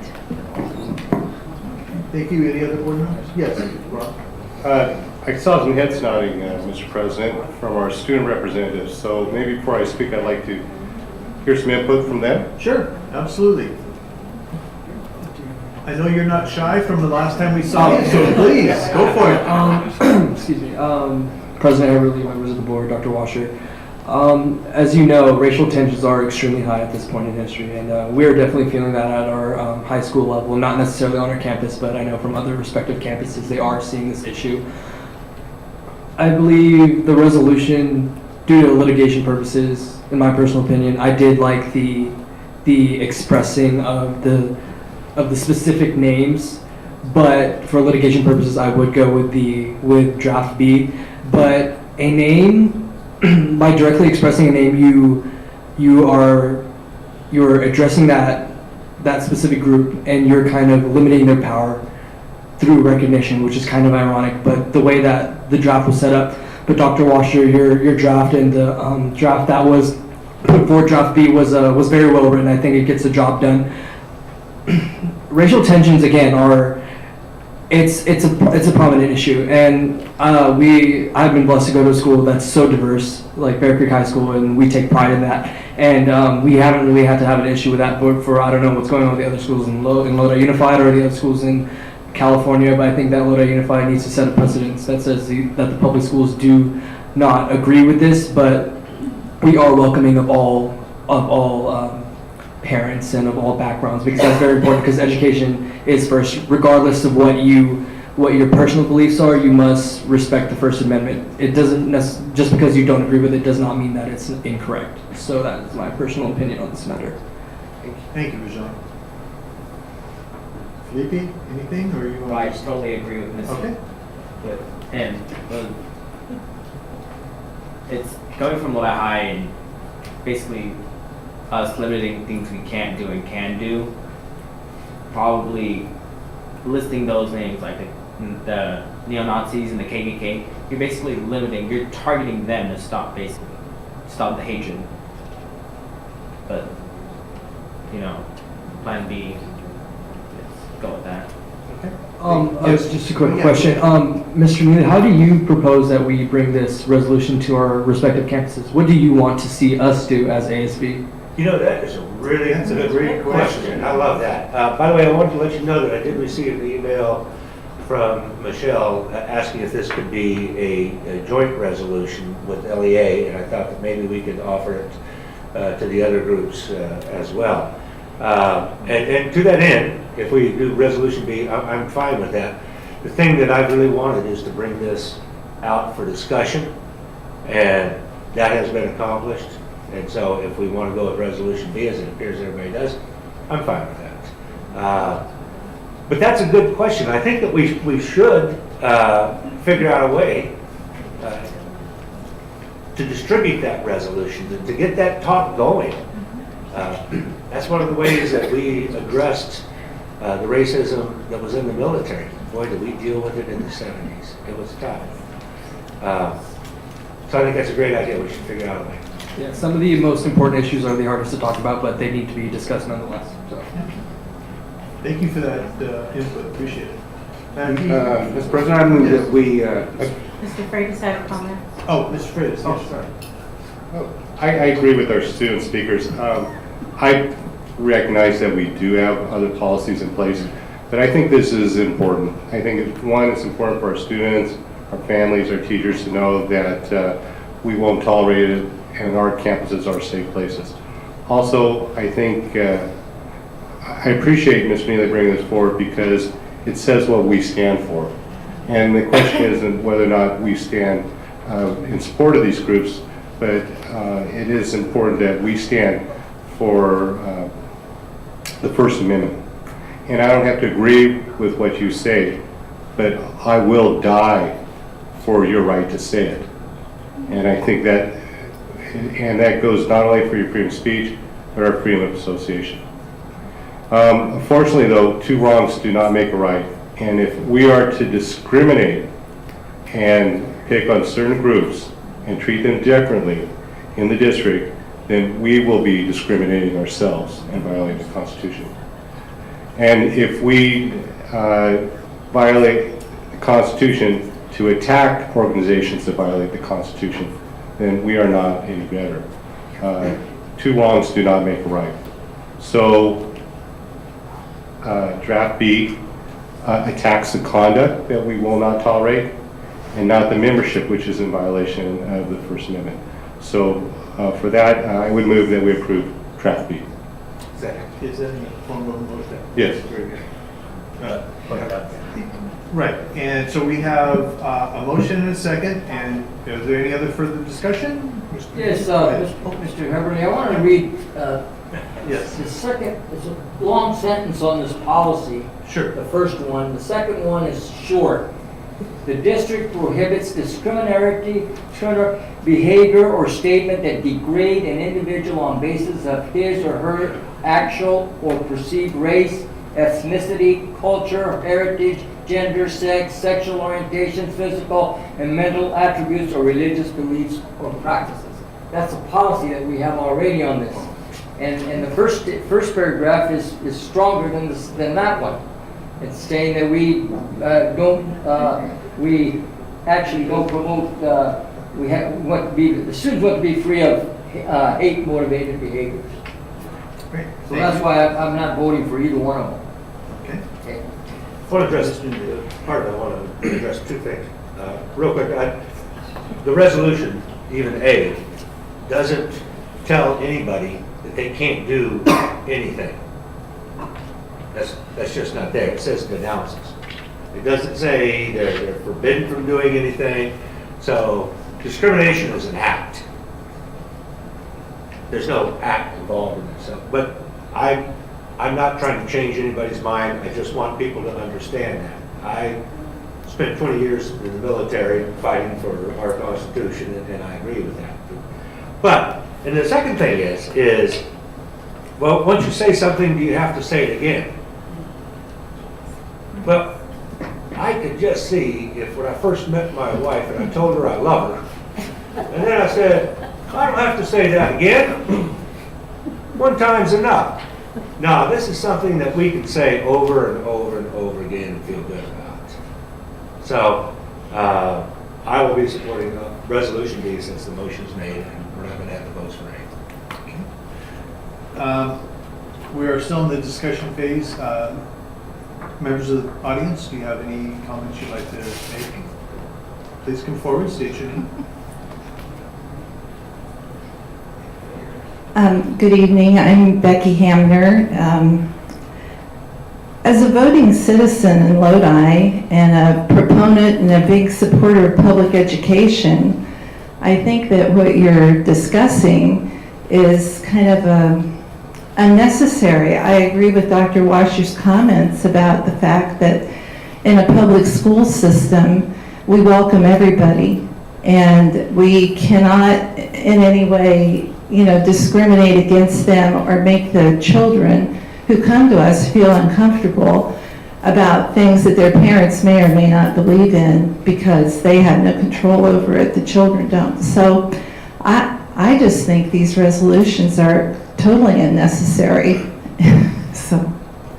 Okay, thank you. I believe you have a question, comment?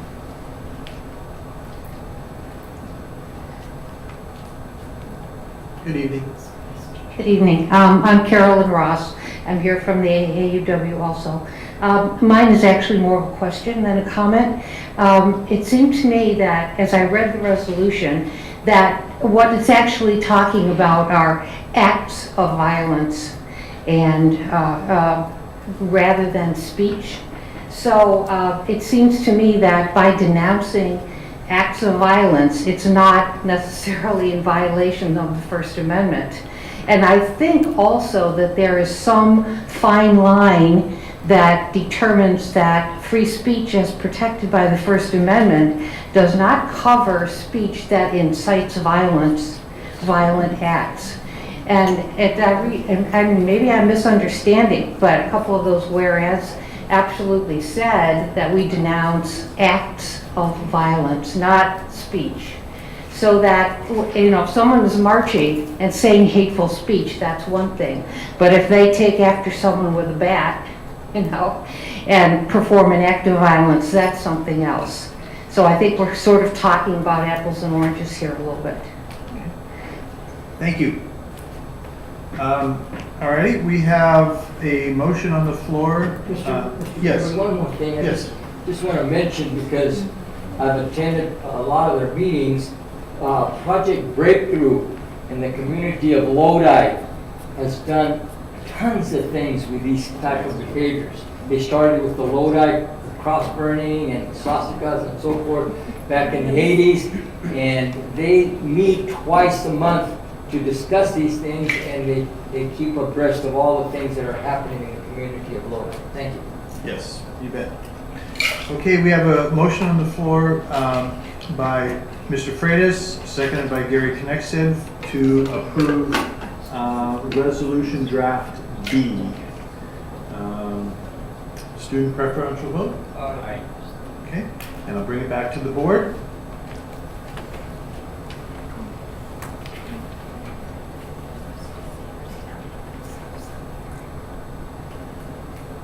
Motion passes 6-1.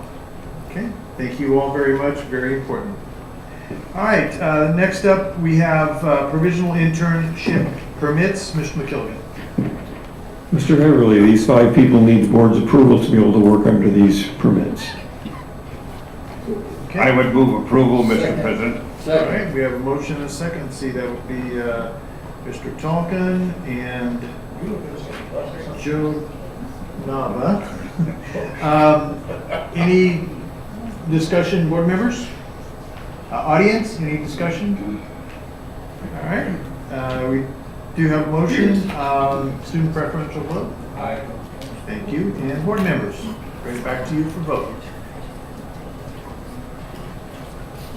And motion passes 7-0. Last of our action items, purchase of property. Mr. Khan. Thank you, President Heatherly. Mr. President, members of the board, we do have a verbal and a written agreement between the seller of 880 North Guild Avenue and the Lodi Unified School District to purchase that 14.08 acres for $1.6 million even. The purpose of the property is to begin the Lodi High School project by moving the M&O department off of their grounds so that that school can expand. When do you see that being moved? Sorry, sir? When do you see that move taking place? Timeline, the move? Timeline for the move? Well, I think if architects can be involved, say tomorrow, sometime in the neighborhood of 6 to 8 months, you'll have a design.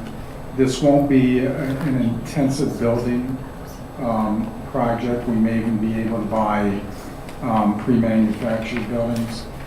I think there's a possibility sometime next summer we can start moving staff and equipment into at least a partially erected building on the site. Great. Now that would be rapid movement, but I do believe there's some level of probability in achieving it. All the utilities are there, ready to go to be extended into the property. Yes, sir, they're stuck off at the That's curb, good. so. All right, any other questions from the board? Mr. President, I would move approval. Second. Tonkin and Joe Nava. Okay, members of the audience, any questions regarding this agenda item? Okay, they're all going the wrong direction. So, student preferential vote, please. Aye. Aye. Aye, okay, very good. Bring it back to the board for vote. Oops. And motion passes 7-0. Okay, Mr. Khan, we'll expect the building in, I don't know, a week or two. Thank you, appreciate it.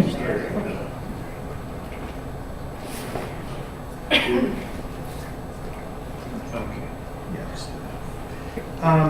We're going to, well, this one will be a quick one. Personnel matters, Mr. McKilligan. Change it up a little bit, okay? Mr. President, Routine personnel matters. are presented for your consideration. All right, board Mr. Chairman, member. I have one question on Yes. these personnel matters. We have 10 liaison aides on this list. Yes. Oh, Isn't that exciting? it's really exciting. Are they already placed at different schools, or are you going to decide? Mr. Nava, members of the board, yes, some of them have been placed already. I think we may be waiting on fingerprint clearance, I'm not quite sure, but most of them are on board. They've been trained, they had a 2-day training. This is part of that grant Right, that we yes. talked to you about before, yes. Very good. I move we approve. Second. Okay, Mr. Nava makes the motion. Darrell Tulkin would be the second. Any further discussion by the board? Students, you do not vote on personnel matters. Bring it back to the board. And motion passes 7-0. I think what we're going to do is we're going to do student representatives under communications, and then we're going to skip down to the Title IX report, and then we'll come back up to the rest of the communications. So that way the Title IX folks can hear their report, and you don't have to take it all night. We do, because we love it. Go ahead, students, which one would like to go? Felipe, please, go ahead. Early members of the board, Superintendent Dr. Washer. Thank you. Since the last board meeting we attended, I have nothing to report because it was the second day of school. But now since that we have time and sports started, what we recently had was our Welcome Back rally, and the Spirit Week was a success. The Spirits Days were U.S. Day, Decadence Day, Cops and Robbers Day, Class Color, and Beach Day. Wait a minute. Did you say Cops and Robbers Day? Cops and Robbers. Okay. Big thank you to campus security for making sure basically everyone was following guidelines of the dress code. Big thank you to them since they always do that every day. Yeah. We hosted a blood drive. We had 79 pints and saved about 237 lives. We also have did the canine fundraiser at the baseball field. Big success. We had a bunch of canines from all over Northern California. We had like Sonora and whatnot. For our random act of kindness from Dr. Washer, we are doing a supply drive from a school in Texas, Caprice Creek High School. And we're going to start that pretty soon. We're going to start making announcements to bring in school supplies and help the needy out from the hurricane. Sports, we have the sports team beat St. Mary's. Girls volleyball team beat Calaveras 3-1. Girls water polo win 10-7. Boys water polo 13-1 against Campbell.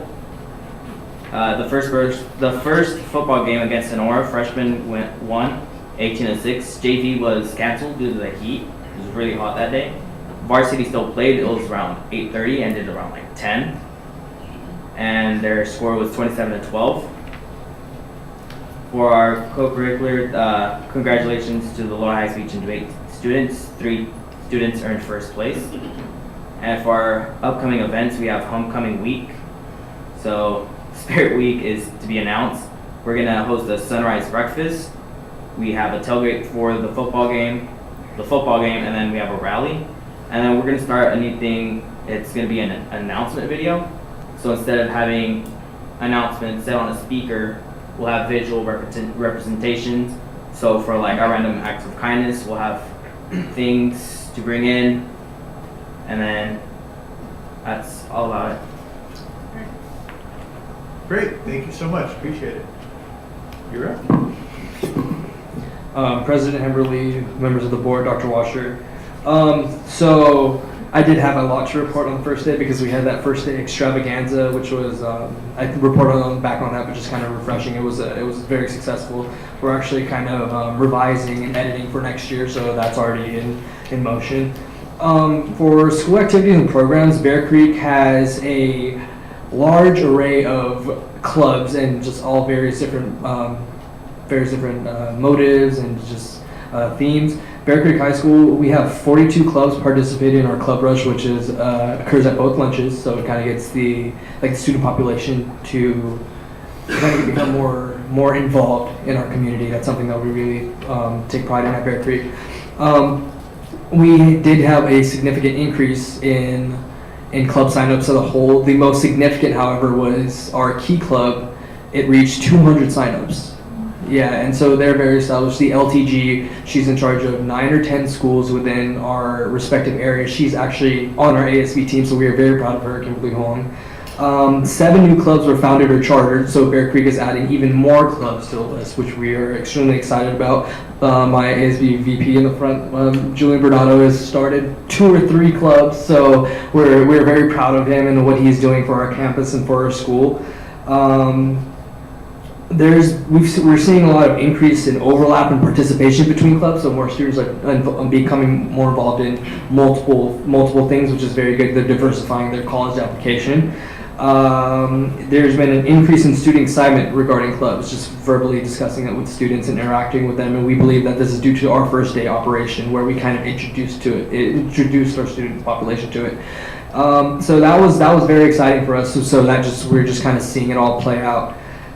We had our first ever Bear Creek game night, battle of the classes. So we have a spirit stick system, which kind of elicits this sense of school pride and school spirit. And this game night was kind of a incentive where our students can come play games with their respective classes and kind of earn points for that. It's kind of community building and team bonding.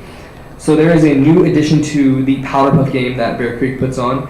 It's still in the process of being approved, but we're thinking about adding respective class floats, which is something that hasn't been done before. So something a little bit extra to kind of get the students excited about and things like that. And it's been well received so far. So that is something to look forward to in the future. Student government-wise, we did attend a leadership camp, like I reported on before, and it was a complete success. It was my first ever leadership camp, and it was definitely an eye-opener to kind of, you understand the motive for why people do the things that they do because they share so much about themselves, and I believe that through us being able to go to this is something very important. I wanted to stress like how beneficial it was as we came back. We came back a more efficient machine, and you understand, you guys work for the board, and Dr. Washer understands efficiency is very important, especially in the workforce and in the student body. So that's something that occurred at Bear Creek. Homecoming, Spirit Week. Homecoming's coming up on, I believe, in 2 weeks, and we play Vallejo. I'm the starting punter for our football team, so yeah, we're very excited about that. But for our Spirit Days, Monday is tie-dye day, Tuesday is mathletes versus athletes, Wednesday is Moon Day, Thursday is class color bash, and Friday is Nifty 50s Day. And our homecoming dance is 50s themed, so we're looking forward to that. Okay, I have it here. The homecoming dance is on the 16th of September. Academic-wise, we had our Renaissance Awards night, and we had 248 individuals receive Principal's Honors Roll. And so that is a GPA of 3.75 to 4.0 and above. And for high honors, GPAs of 3.5 to 3.749. We had 186 students achieve that, and honor roll, which is from GPAs from 3.0 to 3.499, is 339 students. So Bear Creek academically is doing quite well, and these are numbers that I haven't really seen from Bear Creek before, and we're extremely proud of our student body. Co-curricular wise, Bear Creek is kind of introducing new media outlets. So Bear Creek is going to create its own YouTube page. And so when you were kind of discussing that about the district, it was very interesting to hear that we're kind of both doing these little trial runs, these test trials at the same time. And Bear Creek has our film program, I would say, is exceptional, because like some of the videos that we put out, I would probably email it to you, Dr. Washer, so you can kind of take a look at some of the stuff that we've been doing. It caught me by surprise by the level of intricacy that our students are putting into this. So we believe that this is an outlet to kind of further and advance our film program at our school, which is something that we are giving more students more educational opportunities and resources to kind of advance their career options or just things on the professional setting. Sports fundraising has been an overall success. I don't have the numbers. I did not get the reports in time, so I didn't want to report any false numbers or anything that was not set in stone, but we are in high numbers. You can probably take a look at our budget, but you can see like our sports are doing quite well. Our football team, on the other hand, needs a little bit of work, but we're getting there. So upcoming events. Previously, I stated how Bear Creek is trying to do a lot more community involvement and kind of get our school's persona back on track to where it was before, because I believe it kind of fell off, but we're slowly rebuilding. So we are trying to introduce a Little Bruins program. We've done it before, but this is more geared towards elementary school students. It's to introduce elementary school students to Bear Creek High School's key virtues in campus life. And we believe that this could create a lot of positive media attention for the district, for our school as a whole. As you know, Stockton has had a bad rap for quite some time. We're trying to alleviate that as much as possible. But that's what I have for you guys. Thank you. We appreciate your time and your effort. Great, very good. Thank you so much. Did you happen to say that your key club is 200 students? Yes, 200 individuals signed up for the club. The Kiwanis Club of Greater Lodi is your sponsor. Stockton Club is a sponsor. Kiwanis rules. No fighting. Somebody over there is a Rotarian. So. Anyway, both of you gentlemen, excellent reports. Your schools sound like they're on a good, positive roll for the start of the school year. Very proud of your reports and your schools and you. Thank you. Board members, anything? All right, very good. Good job. We are going to jump to our reports. The Title IX report. Ms. Fedica, please.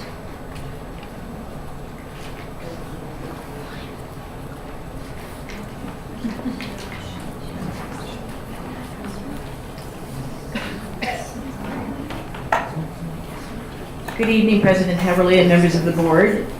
First of all, I would like to thank the AAUW for wanting this report and wanting to know more about Title IX.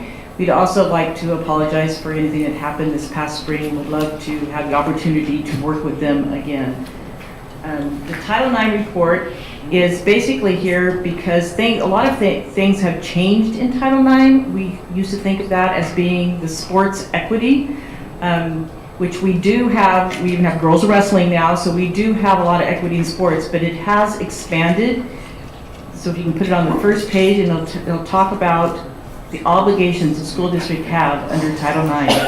And Title IX is federal. Anytime that you see a title word with things, it is coming from the federal government.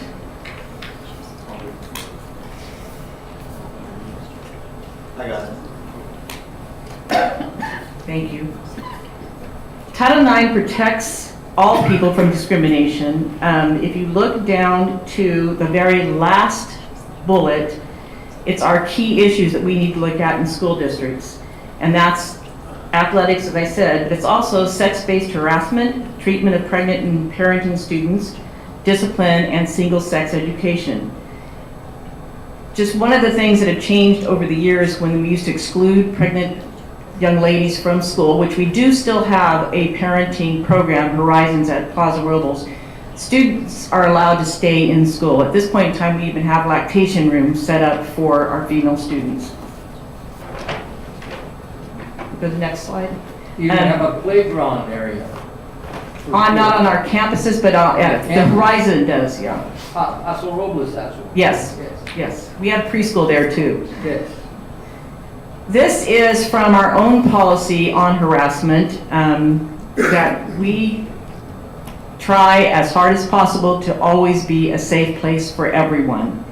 We prohibit at any district school or school activity unlawful discrimination, including discriminatory harassment, intimidation, and bullying of any student based on the student's actual or perceived race, color, ancestry, national origin, nationality, ethnicity, ethnic group identification, age, religion, marital or parental status, physical or mental disability, sex, sexual orientation, gender identity or gender expression, or association with a person or group with one or more of these actual or perceived characteristics. So that's in our own policy, and I read that because I think it needs to be emphasized.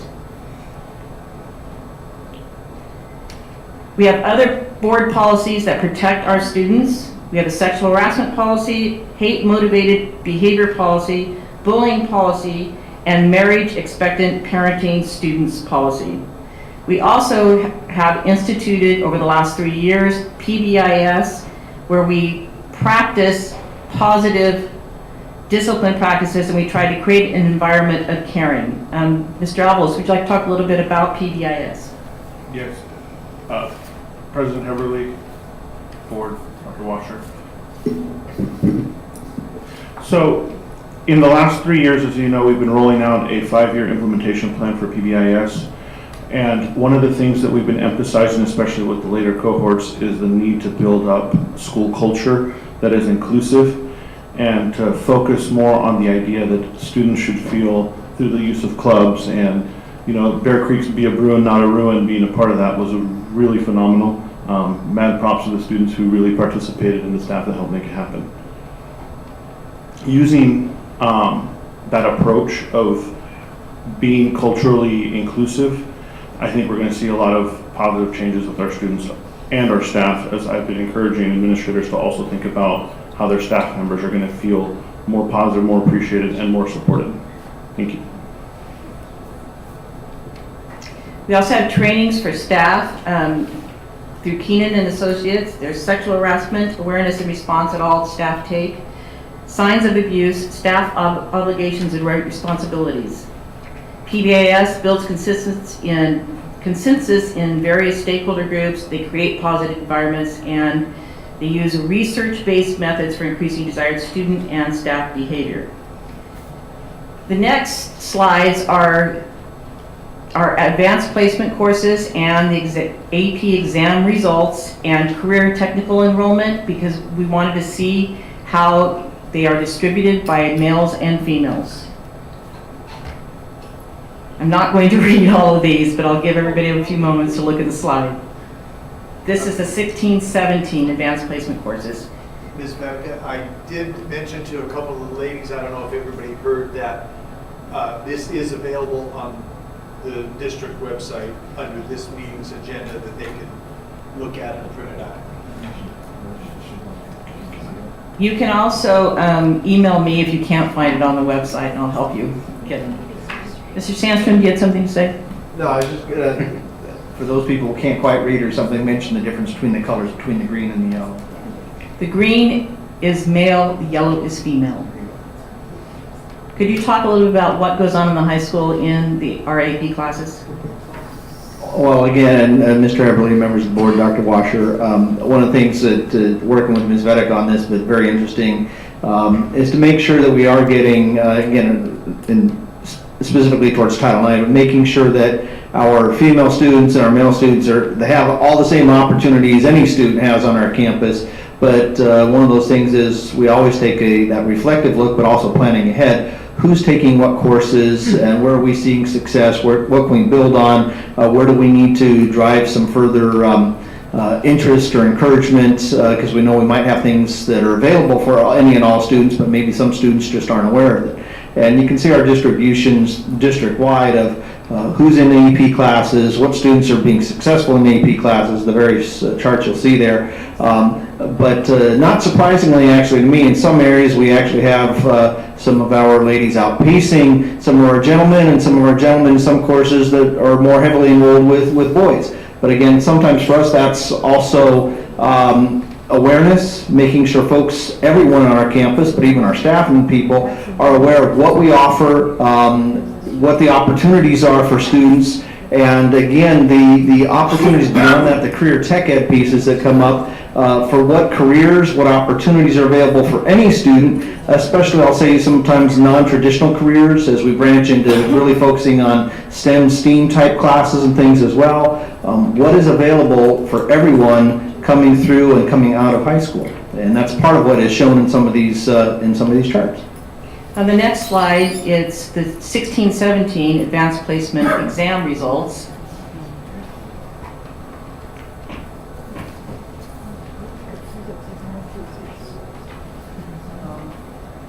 We go on to the next slide. Again, the green being male, the yellow being female.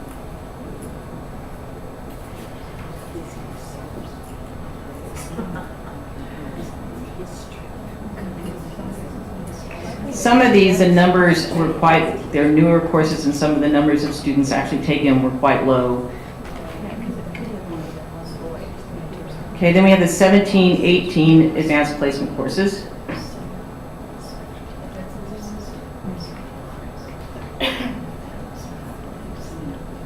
And the next slide are That's enrollment. The other one is enrollment, right? This is enrollment. And then one more slide is our career technical education.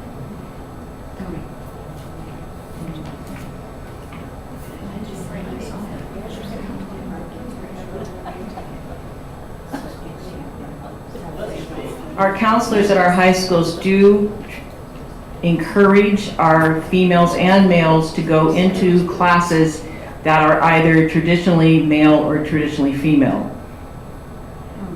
We're not having any success, huh? We're having some, but not a lot. Yeah, because that's the architectural and then you've got the engineering and that type of thing.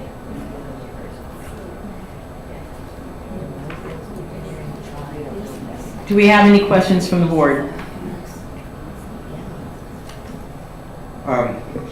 Going back to like the Title IX, what is our district doing to prepare for, I'm thinking athletics in particular, but anywhere actually, for gender identity issues that you're going to have with, where you're going to have restrooms, locker rooms? I mean, you have to be thinking about this. So We've already made accommodations for certain students. Like what? We have students that identify that may be born female, that identify male, that are using the male locker room and the male restrooms. They haven't had any. And no, we have not. No issues. It is in our harassment board policy also, and we have in our parent handbook telling all parents that this may happen. We don't say specific schools, we don't say where it's happening, but that is something that will happen. And there hasn't been any issues, you haven't got any blowback at all that you know of? Oh, cool, okay.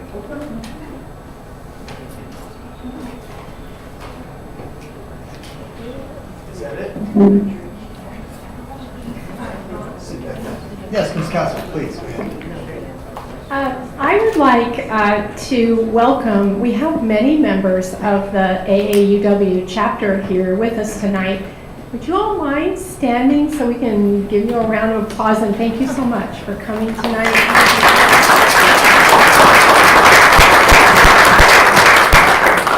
Thank you. And it was at their, as Ms. Vedica mentioned, it was at their request that this information be brought to the board, and I'm hoping very much that once the board has commented that we will hear from some of you for sure. I just want to make, I always can't ever quit being the history teacher, but I wanted to say, and this is just speaking for myself right now, but I do believe there are other women out there that could join me in remembering this, and that was life before Title IX. I see you, and I'm just going to give you some examples, and people who are at a lot of the board meetings, you'll have to forgive me because some of these things you've heard from me before.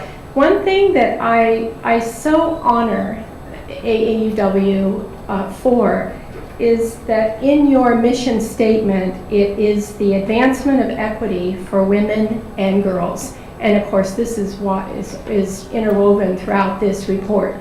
But when you go back prior to 1972, 72 was when Title IX was passed into law. And I just have to say this really fast. Does anybody know, anybody out there, who was the most unlikely president that actually signed Title IX into law? 1972, yes. Nixon, yes. and Nixon is always, that's why I love teaching history, because Nixon was always the villain. And a year later, after he signed this, of course, he had to resign. But he was also totally pro-environmental law. He passed many early environmental laws, but also Title IX. So we have to go, if you were coming of age, as I was, prior to 1972, so all of my education, including undergrad college, was prior to 1972. Just a few quick examples of what it was like before there was this law. And I'm only reminding you of this to point out how hugely effective this law is for advancing equality with our young women.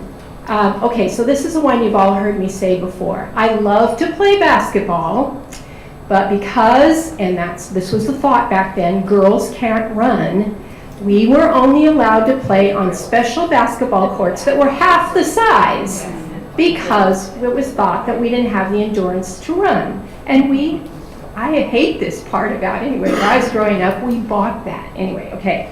What about math? Where I was growing up, girls were starting from about 6th grade all the way through high school, girls were in separate math classes from boys. Why? Because, again, it was perceived that girls didn't have that ability to do math. Plus, we had to be very busy doing consumer math, learning how many ounces there was in a cup of water and that kind of thing, okay?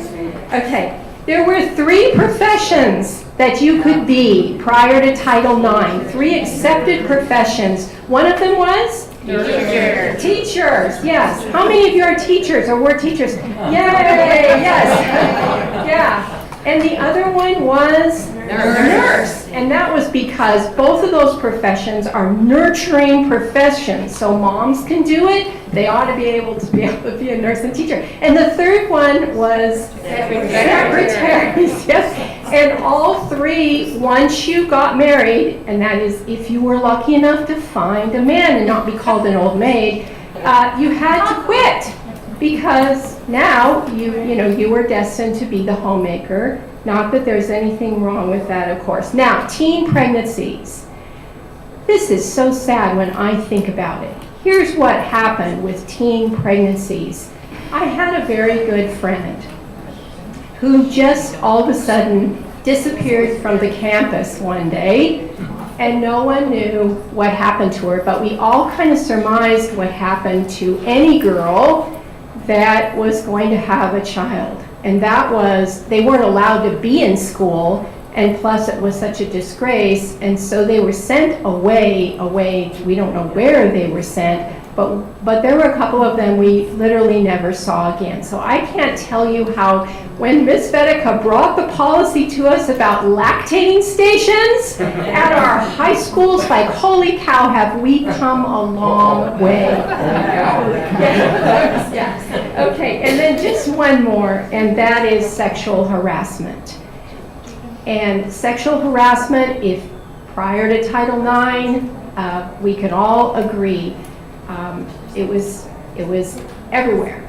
We heard it, we endured it, we just kept walking, looked the other way. If we knew that we really couldn't complain because there was this adage, boys will be boys.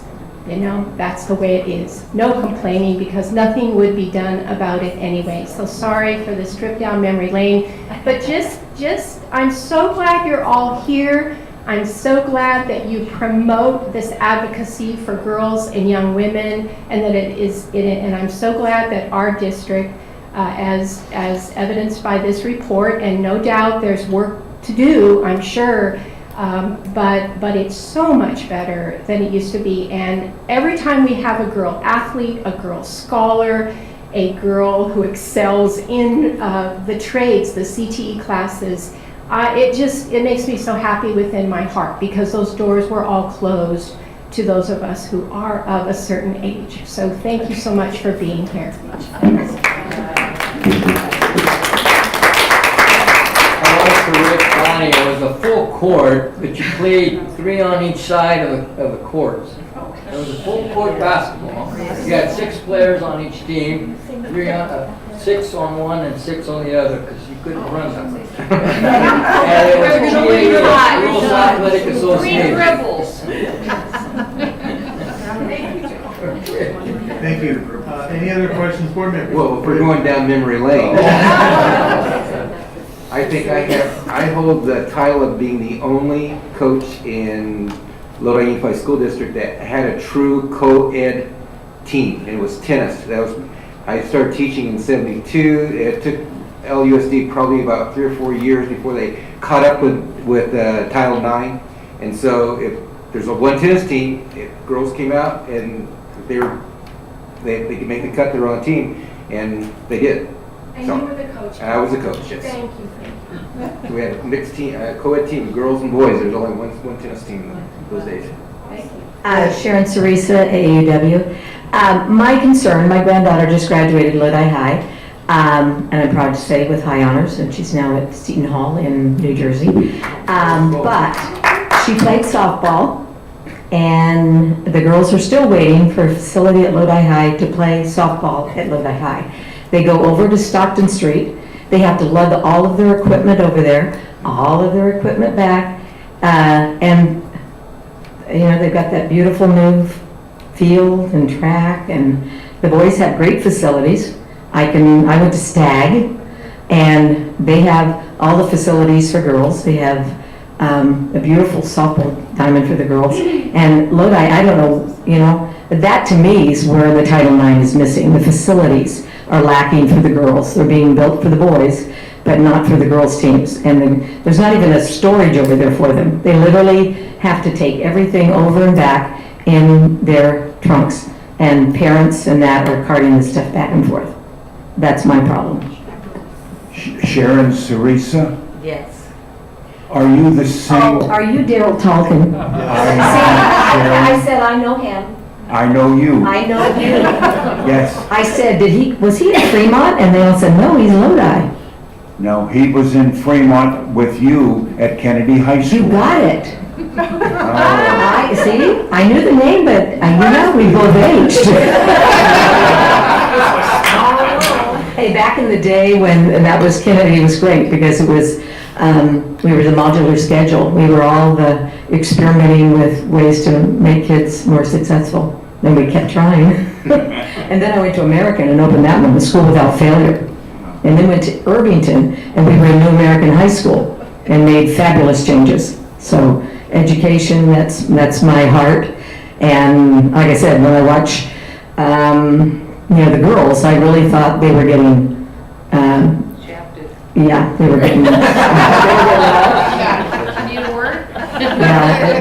and they're still doing it. I don't know. Is there a plan in place for when the girls at Lodi will have a softball field? When I was AD there, I wanted to take the farm from FFA, but they didn't like that idea. They didn't like that. Well, anyway, get the girls a softball field. Daryl, I'm holding you accountable. Thank you so much. Just want you to know that at Kennedy High and Washington High, we matched all Title IX. And that was back in the... It's not only am I married to a strong lady, That but was I back in have 2 girls. 68. Thank you.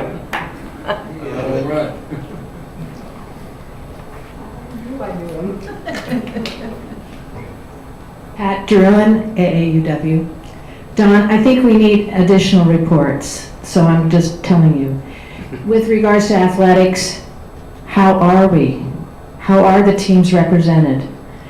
How is this coaching staff? We heard Courtney Porter today. What's going on with athletics?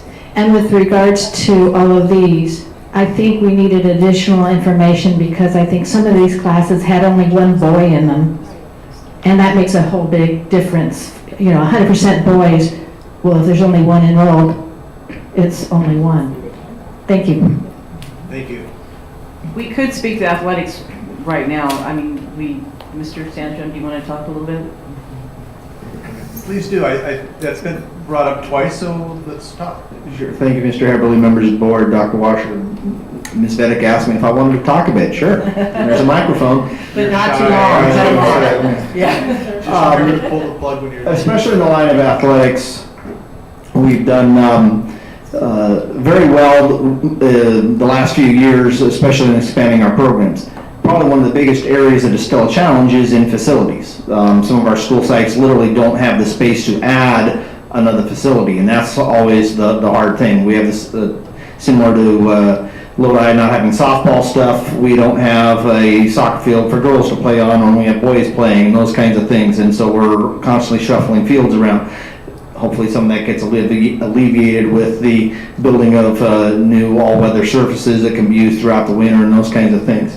As far as adding sports, things that again have been traditionally boys sports like wrestling, we don't just, it's not just the school sites, our section, the state CIF is looking at all the expansion areas that we possibly can. When we see an involvement and an interest, we go with it. And we've added girls wrestling. As you guys know, you've added a stipend so we can have coaches in girls wrestling.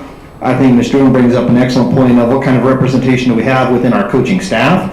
That's something we can definitely look at. When we talk about enrollment, our participation numbers, male athletes, female athletes, it's at least it's okay. I can speak to that. It's actually fairly even overall. The number of sports we have, again, is very even overall. There are some areas where we don't have a boys team, like volleyball. Some areas we may not have a girls team. Part of that is also driven by interest. We've tried the last 6 years to see if we can have a boys volleyball team, and we usually end up with about 4 boys come after tryouts or interest and everything else, and we don't even have enough to field a team.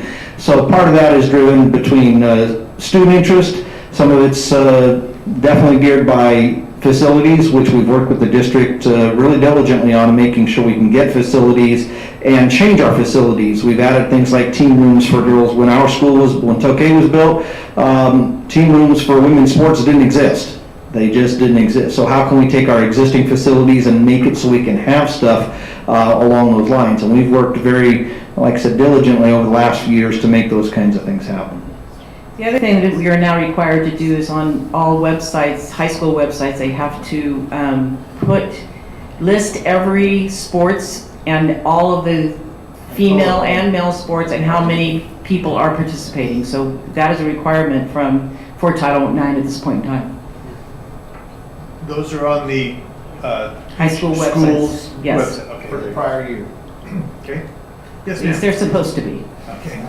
Dr. Mary Ann Cox, I'm from AAUW, and I just want to say that the charts that were provided this evening are interesting, but they're very precursory.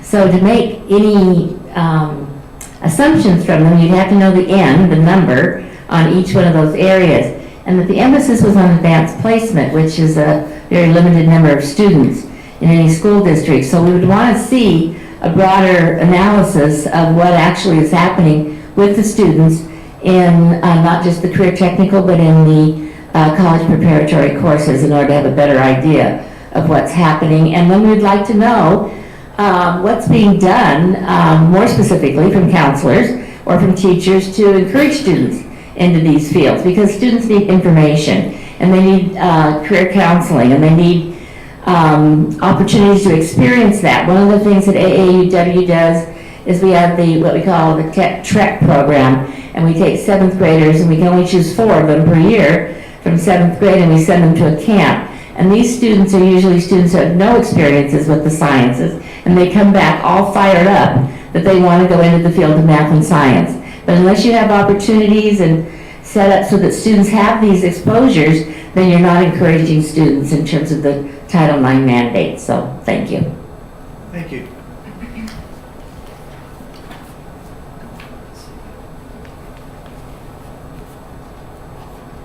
Excuse me, I'm Suga Moriwaki, AAUW also. I'd like to thank George and Bonnie in particular for asking for this board report. Really appreciate that support. I'd just like to say that in June, in June, there was a report that said that 80% of this K 6th grade students who had been sexually assaulted, 80% had been assaulted on the elementary school campus, in their homes or in the homes of their friends. So I appreciate this report. Next time, please address the fact that it's not just a high school issue, it's throughout the whole district. Anyway, thank you very much. Thank you. Any other comments, board members?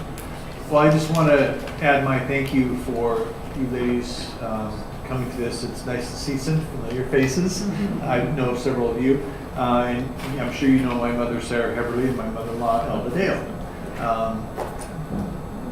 And I missed the AAUW book sale.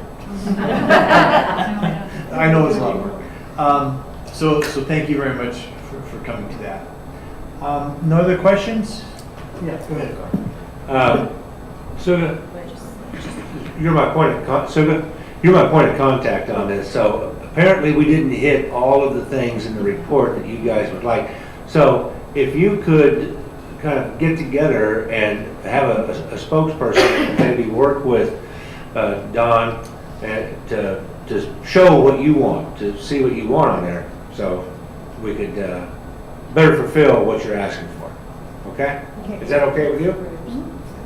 You? I'm sorry. You're the one who asked. All right. I just wanted to add too, just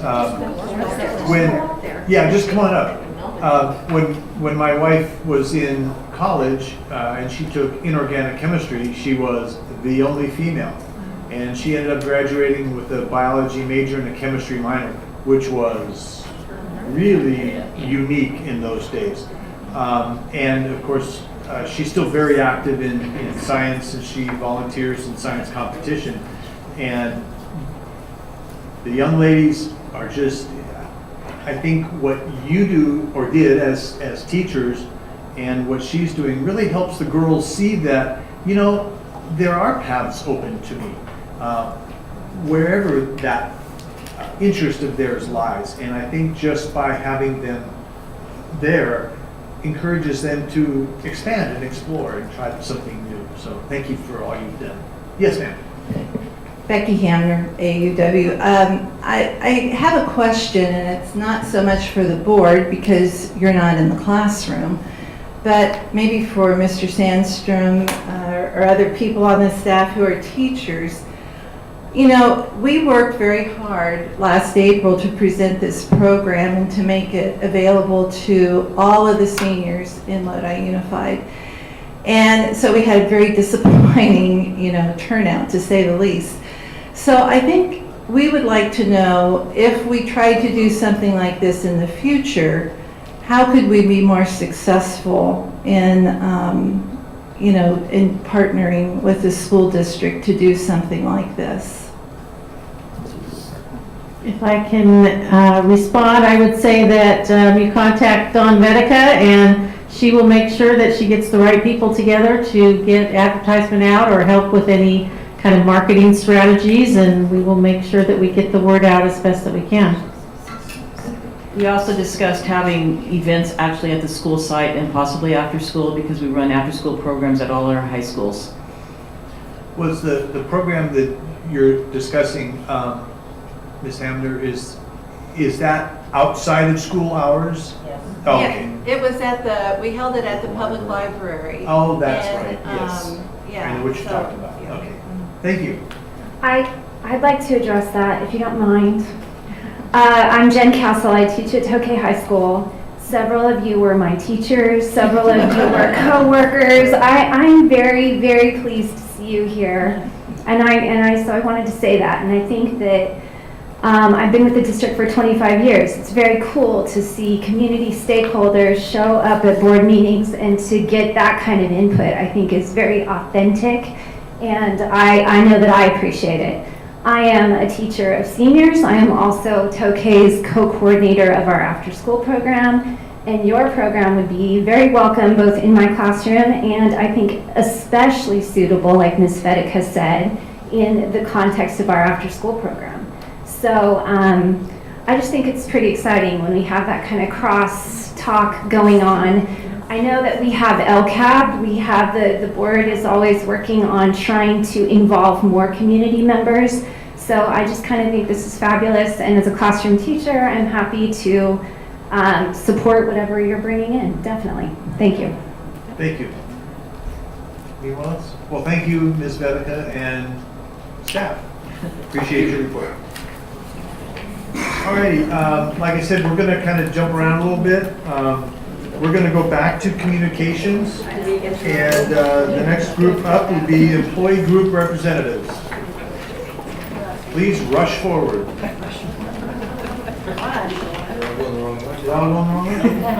Good night, ladies. Thank you.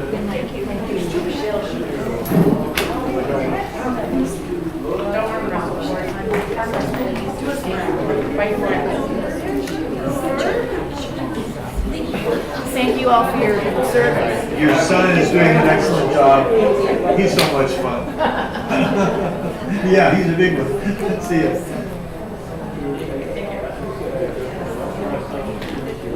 Good evening. Good evening. Again, and thank you for adjusting the schedule. I think that was, as Jen said, very authentic, and to hear members, stakeholders come forward with an issue and be presented is awesome.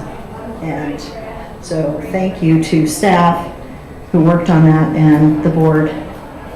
A couple of things I'd like to kind of point out that have been going on in the teacher world, and things that we see really great that's going on. Our ILC members have met with staff and are working together jointly to bring forward some more PD. And there is an overview on November 8th that I'll send an invitation to you if you're interested in finding out more about ILC members and how they get trained and what they're doing throughout the state of California. You'll get the real lowdown on that date, so I'll send that forward. We also want to thank you for bringing forward the importance of the national board and the stipend and recognizing those teachers who have it. One of our teachers has been trained to be a Jump Start trainer towards helping other teachers into the field of advancing international board certification. It's not a class. They can, but they haven't developed a support system yet. We had over, I think it was almost 100 people interested in national board certification. There's a lot of work involved in getting certified, and it takes some time to do and get that certificate. It's very authentic, reflective work. Right now we have 20 that are attending the Jump Start, and they're really excited about the next steps.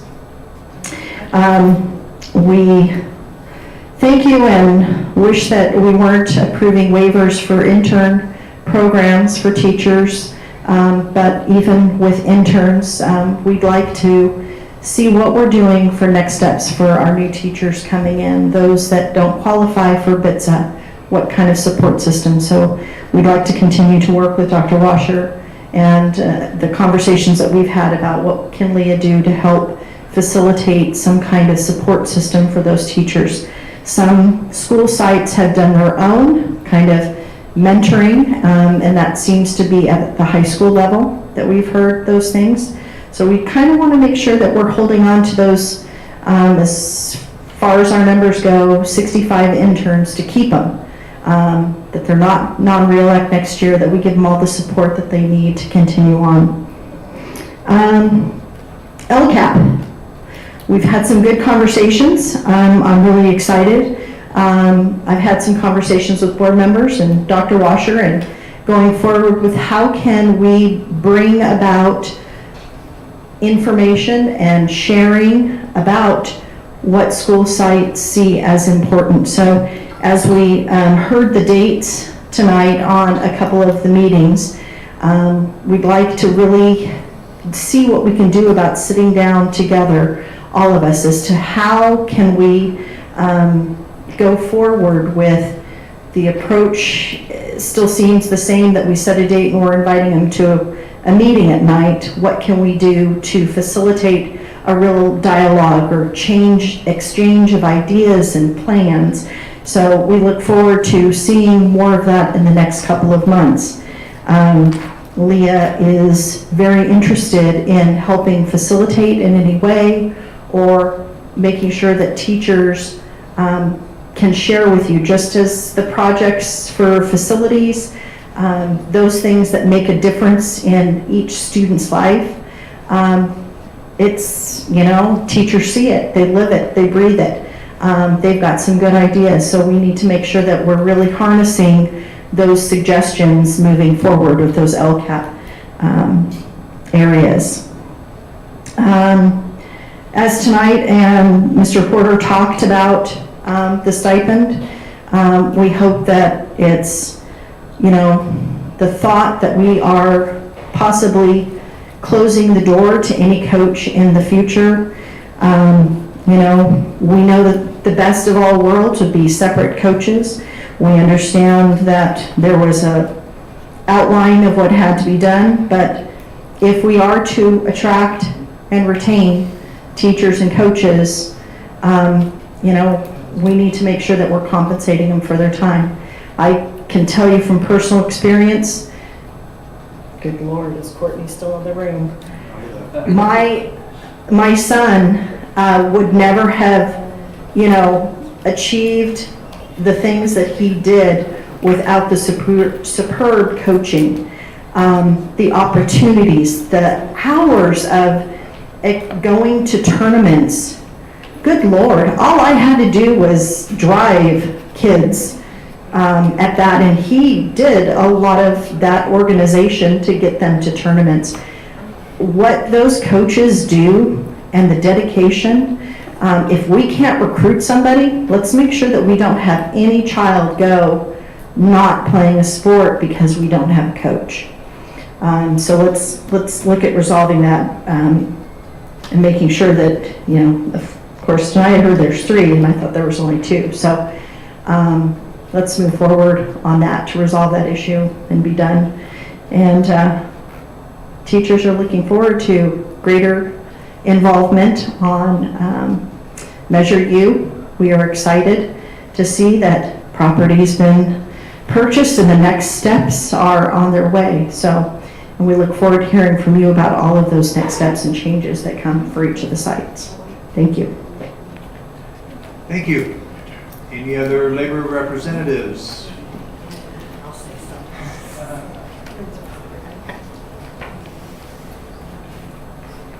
Good evening. Good evening, President Everly, members of the board, and Superintendent Washer. Sit down. I'm Deborah Lodwick, president of the CSCA chapter here, and I wasn't going to speak, but you were speaking earlier about the new community liaisons that are part of the grant program.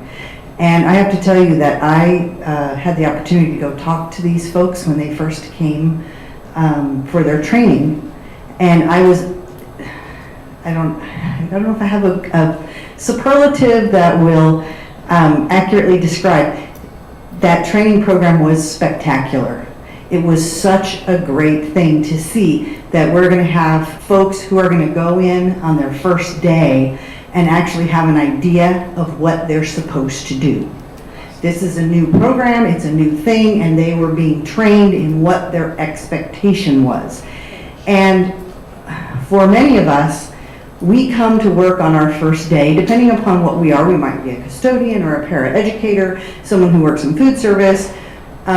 We don't really know what the expectation is. I may have never been a paraeducator before, but I qualified for it, and so I was interviewed, and now they've hired me, and I think I'm going to work with special education students. That sounds like fun, but no one actually told me what the classroom might look like, what the expectation might be for me to help with the students. I don't have experience with that, but I've been hired to do it. So we have a lot of folks that come in and they don't really have any training in the first day, and it's especially prevalent, I think, with our paraeducators who are assigned to work with our most needy students. And seeing this training program just gave me this huge amount of hope that we're going to have these community liaisons who really understand their program and what their expectation is. And I'm just wondering if maybe we could expand some of what we do to when we have new folks that come in, maybe we could give them some amount of information about what their expectation is, what it's actually going to look like for folks that don't have experience working in a classroom. I am not a teacher, and I don't play one on TV, but it's my expectation that once I finish a student teaching stint, that I've at least been in a classroom.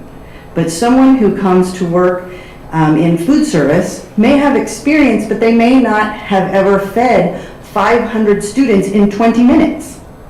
So they might not actually understand what that's going to look like. And unfortunately, we don't have the time to say, oh, well, today's your first day, you can just watch. Because when we hire folks, we need them to work.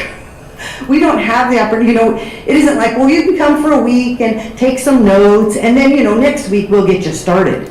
It's sort of like, come on in, here's your knife, chop this up, we're gonna feed all these kids. So I'm just wondering if maybe we could do something to help our classified staff when they come in, to give them a little bit better idea about what they're really going to be doing, what the expectation is on their first day. Because for some folks, it's a deer in the headlights day, and then unfortunately, some of them leave because they didn't have any idea of what they were getting themselves into. And it's just difficult for everybody. So that's just something, I was so impressed with the training that these new community liaisons got. I thought, wow, what if we had a program like that for all new employees? Then the other thing is, of course, we're still in negotiations, but we're going tomorrow, so we're very hopeful that we're gonna get it all done. So I'm sure you guys have given great direction and we'll all get it all done tomorrow, right? Okay, excellent. Oh, and tomorrow, we're very excited because we're gonna see Mr. Kahn. It's gonna be our day to be introduced to Mr. Kahn. There you go. So I'm sure he'll bring nothing but good news. Yeah. Well, he did. You do have a report, yes. He does have a report. He does have a report, so we'll pay close attention and maybe have a question tomorrow. So that's it for now, but thank you very much, and we'll talk to you soon. Great, thank you, Deb. Seeing no others? I wasn't going to say anything. Come on, It's John. getting late, it's almost 10 o'clock. Just real quickly, LPPA, she mentioned negotiations, so we haven't gotten our openers to you guys, but we did have a negotiations meeting. We're getting e-board next Tuesday. So after that, we'll have the openers that will sunshine and do that whole thing. So just kind of want to let you know, we settled last year, but we haven't settled for this year yet. So, but we haven't even started it, but we'll get that to you soon. So thank you. Great, thank you, John, always a pleasure. Alrighty, we are at communications with board members. Who would like to go? That's you right here. Oh, you got it, go for it. Dr. Washer, and board colleagues, the teacher Sharon, and how do we pronounce her last name? I know I'm not going to, Huseman. I know her to be a superb, excellent, caring teacher for the English learners at Tokay for many years. To hear her talk about, it really sounds like there's a significant underserved population, largely Hispanic, English learners, including 200 of those are special ed. She's asking for a community liaison. If you would let us know, the board, why she couldn't have 100% and just what the plan might be to address very severely underserved population there. Thank you. Thank you. Yes. Yeah. I also attended the college and career planning night, and it was hot, but it was well attended. I was amazed. One of the things that one area that I spent some time with was some of the Delta College instructors, which happened to be teaching were accounting teachers, and then I wound up talking to Sherry Balin, who was our middle college person, now is still involved with dual enrollment. And then I went over and talked to Lincoln Tech, our new Lincoln Tech principal. So I don't expect anything exciting to happen out of that, but I just want to let you know that it's important to me, and I hope for the board in general, that we investigate more career technical courses, not only at Lincoln Tech, but also at the comprehensive high schools. And back in the day, we used to have something called 2+2, but now I guess it's called dual enrollment, so that the kids can get credit, you know, at Delta College if they do all of what they have to do. So I just want to be one board member here that wants to let you know that I think that's really important, and something that I don't think we're doing as well as we should. I'm looking at the career technical education numbers. I don't know how many people are actually involved, but I think there's like maybe 2 classes at Lodi High School, which is great. And Lincoln Tech is great, but you have to go to Lincoln Tech to get those classes. So that's something, you know, in the future I want to see expanded. The other thing that I would like us to look into, I did talk with Michelle, actually, about lots of things, and the problem is sometimes we start talking about old times, and the happening gets longer and longer. But I have a whole list of things, but some of the things that I think that are most important is I'd like to have maybe Mr. McKilligan touch bases with Michelle Oregon about how we can get our staffing numbers in earlier. LEA tells me they're interested in that happening, and I know it's a contractual problem, but there's, you know, first step is to talk. And since we're out of the contract with the LEA, if there's a way that we can figure out how we can get those staffing numbers earlier so that we can hire teachers earlier, I think it's a good thing. So maybe if you could maybe touch bases with her, I'd appreciate that. And the other thing is I thought we need to investigate the counseling ratios. I still haven't heard about that. So if we could figure out where that is at this point. We heard from Mr. Hunt a couple weeks ago that the counseling ratios are way out of whack, and we probably need to figure out how to get that down. So maybe if you can make a conversation with Mr. Hunt, if nothing else, just even if it's on the telephone, so we can find out if there's anything that we can do. And you know, there's only so many people available, but if they're actually having some gigantic number of 600 to 1 or something, they can't do their job, and we need to fix that. So anyway, thank you. That was my 2 cents for the night. Yes. Just quickly, McNair, great job on the field and the ribbon cutting ceremony. Daryl, thank you for going. Great seeing you there.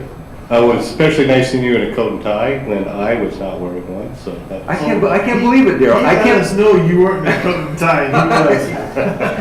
I just wanted to comment. 120 degrees. Very cold that evening. I had to keep my clothes. On a more serious note, our thoughts and prayers go out to the victims of Hurricane Harvey and all the individuals in the Houston area, all the displaced families, and Dr. Washer, if there's anything we could do to help those kids get some schooling over there, please let us know what we can do. Thank you.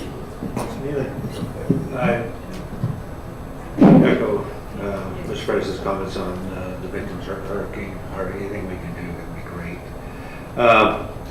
Also, this Mr. Potter, Courtney Potter, about Porter. That just doesn't seem right. And I know, well, we want to do the right thing. So can you check into that?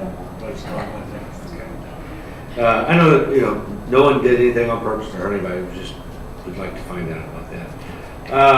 I'll be sending around the news article to my fellow board members here. just put out later start times in high schools could save this country $9 billion over the coming years. So, and they promised me half of that, so. All right, if you can get back to us on the RBET, okay, and what progress that we're making on that. I'm sure Leah has submitted their names to you already. No? Oh, never mind. But we need to move on that. Michelle and I had a great conversation on the LCAP, something that might interest everybody, said that we could actually build in things there that would do away with negotiations.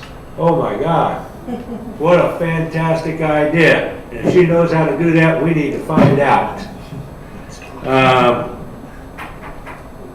Kudos for your efforts and the communication. I think that's fantastic with your LUSD connection. I know you've been fretting with that and working with it all the time, so you're off and running. Good deal. You might want to look at that software program called GoToMeeting as well. That's pretty neat, and you can actually get a lot of people involved in that. And just to let my colleagues know, I will be attending CSBA Master and Governance classes next weekend, and they had the gall to give me homework already. We're almost done with it. Is that right? That's just one part of it. I got more for you. That's it. Okay, very good. Yeah, just one thing on Mr. Porter's comments on the coaching. It's my understanding, of course, being experienced athletic director from a different district, if the stipends available for that particular sport. I'll give you an example. I had a badminton coach that was coaching two teams, the sophomore and the varsity girls, and he spent 2 different times coaching those. There's a stipend for varsity, there's a stipend for sophomore, and put it through athletic director, through the principal, through the payroll department, got paid for both jobs. He wasn't double dipping, he was coaching both jobs and was doing the job. There wasn't a coach available at that time, so he did it himself, and I really was appreciative because there were over 70 kids on those teams. I just want to straighten that out, please. I don't think we should have a coach go through all these kinds of things in any school district. They should be they should know ahead of time what the things are required of them and what is the policy. Thank you.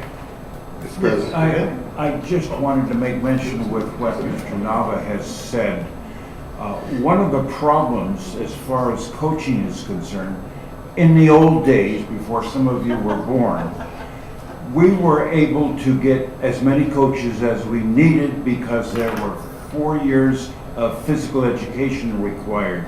That is no longer the case, and it makes it extremely difficult to get people to coach that have the knowledge, not just of sports, but how to handle students. Yeah, regarding Mr. Porter's problem, if the situation is as he presented it, he probably should get, I think he should probably get both stipends also. As long as he's coaching 2 different teams at different times, not at the same time, but 2 different times, and then there's absolutely no reason why he shouldn't be paid for that, I think. Well, yeah, last year too, yeah, whatever. I hate old people like that. Yeah. So, yeah, anyway, and it sounds like that's exactly what happened, so I don't see why you shouldn't be paid. Okay.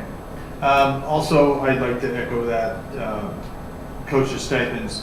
You know, it's pretty difficult when your choices are the kids aren't going to be able to participate or they get 2 stipends. I'm sorry, my vote is they get 2 stipends, because if they're doing a JV tournament this weekend and a varsity tournament next weekend, they're spending the time, they're doing the effort, they need to be respected and paid. That's one issue. The other issue in regards to the coach's stipends is that his assistant coach, Ms. Ring, did the coaching and was not paid. I find that offensive, and I don't like it. So we need to find some kind of resolution to this. And Yes, then what he He didn't add that, but he should have. She quit after that. Yes. We lost a good coach. Yeah, she was an excellent coach, and she did it for 2 years and got stiffed, as far as I can And tell, she's done. twice. She will And she never said, come you back." know what, I'm done with this. So I understand that there are rules. However, situations should dictate some flexibility within those rules, then it should be built in. And if there's something that where the district level says no, well then tell them up front, this is, in order for this to be a yes, here's the parameters. Because I think, coaches, what do they make, 25 cents an hour? Come on, they're using their gas, their time, their effort, and I just think that there's got to be a way. We're all intelligent, creative people, let's figure it out. And if we have to get together and talk to whoever, whatever, let's make it happen, in my opinion. Also, college and career night, both the superintendent and Gary had mentioned, wow, again, it was an awesome evening. I got my evening walk-in from my parking spot into the festival grounds, and it was packed, and it was great. I think that people probably would have stayed a little bit longer if it were a little more comfortable. Oh yeah, I saw Deborah there, and we solved all the problems. We talked for long. I felt guilty keeping you occupied so long, but we can both talk. So anyway, it was a fantastic event, let's see, what was it? Oh yeah, Hurricane Harvey. It breaks my heart seeing people lose everything. When you go home tonight, walk in your house, look around, and tell yourself, you know what? Everything here is now gone. All my pictures of my kids, whatever, XYZ, it doesn't matter. It's now gone. So that's kind of that human family side. But there's also that side, there was this one high school that was completely underwater. And you think about what's in a high school. How in the world are they going to replace that? So that leads me to, and there's actually no hurry on this because it's going to take them months and years to get things fixed. And they're actually saying, don't ship anymore right away because everything's underwater. They can't store it anywhere. So again, there's no hurry, but Dr. Washer, if, maybe there was some creative idea of, first graders can everybody bring a pencil or something, and they would feel connected somehow to people in these kinds of situations. It's pretty rough when you see people that have lost everything. That's the human side, and the school side, kind of whatever, if we can. And I just got to say this little plug here. I loved it. The governor from Louisiana, when Harvey first hit Texas, he said, you know what, Texas had our back with Hurricane Katrina. So he goes, we got Texas's back. We're going to help. And I go, there you go. That's what we need to do, is actually, instead of breaking apart, come together. Of course, in Louisiana took their turn and got a little bit of Harvey too, but that we're with you, I think, speaks volumes. So anyway, just kind of, if you think about it, if there's some ideas that you can maybe help our kids kind of get involved in it and help donate and a place to collect it or whatever, and see if we can, maybe raise, if there's some shipping fees or whatever, maybe there's a civic group that could help us with that or kind of whatever. So anyway, that's it for me.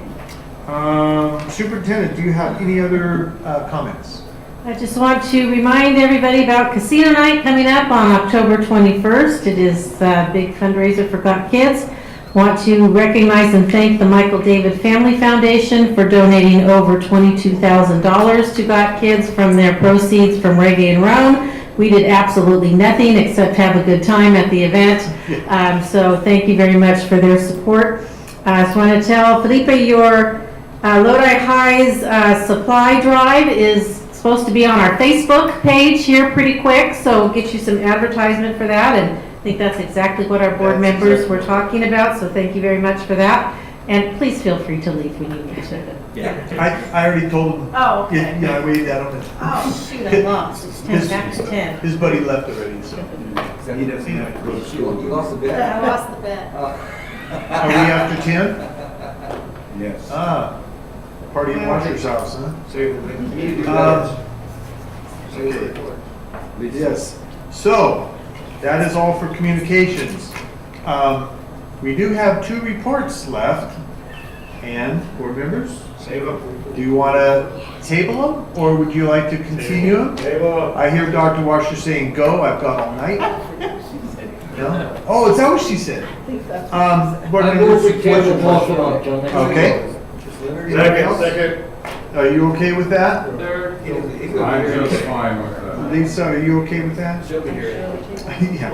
Okay, very good. Both of those, I'll circle them. They will be tabled. Board advisory committees, any? I see none. Future agenda items, I have one, which would be construction costs and kind of formulas and all that kind of thing. On that one item, right? Yes, Okay. yes. And that means we have no closed session. Meeting is adjourned. Thank you all for attending. Good job.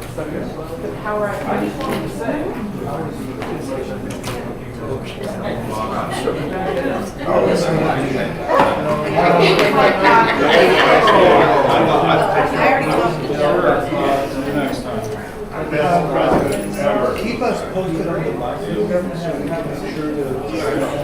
Okay.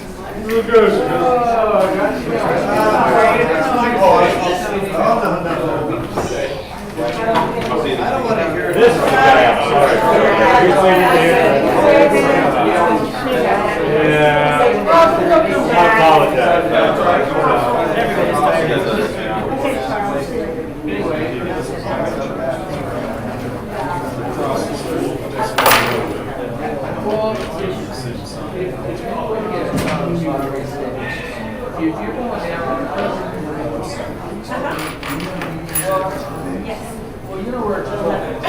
So if you're in the Target parking lot, don't like you go there, front there by the community one school, and you go into the block or two, there's a church there on the south side. So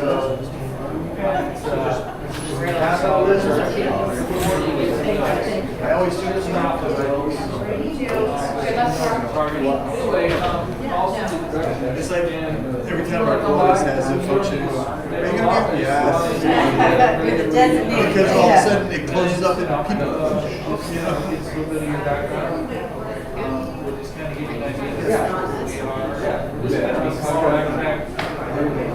Would you do me one favor though? Will you let Brooke know? She's she's sort of my boss. To go where I was gonna hold this. Yeah, I don't know. I thought maybe there was a mix-up. Food and that one. I'll ask her about it. Well, she just tell her to put it on my schedule. Because we meet between 2:30 and 5, so there's one for my school. We're gonna invite her to this. Trying to get those. No, I appreciate that. I'm gonna talk to her. Brooke, you said? B1. B. So it's just B1 at Lodi.usd.net. We'll just consent to respond or call on my number. She'll answer that. And I don't want to know. She's 721.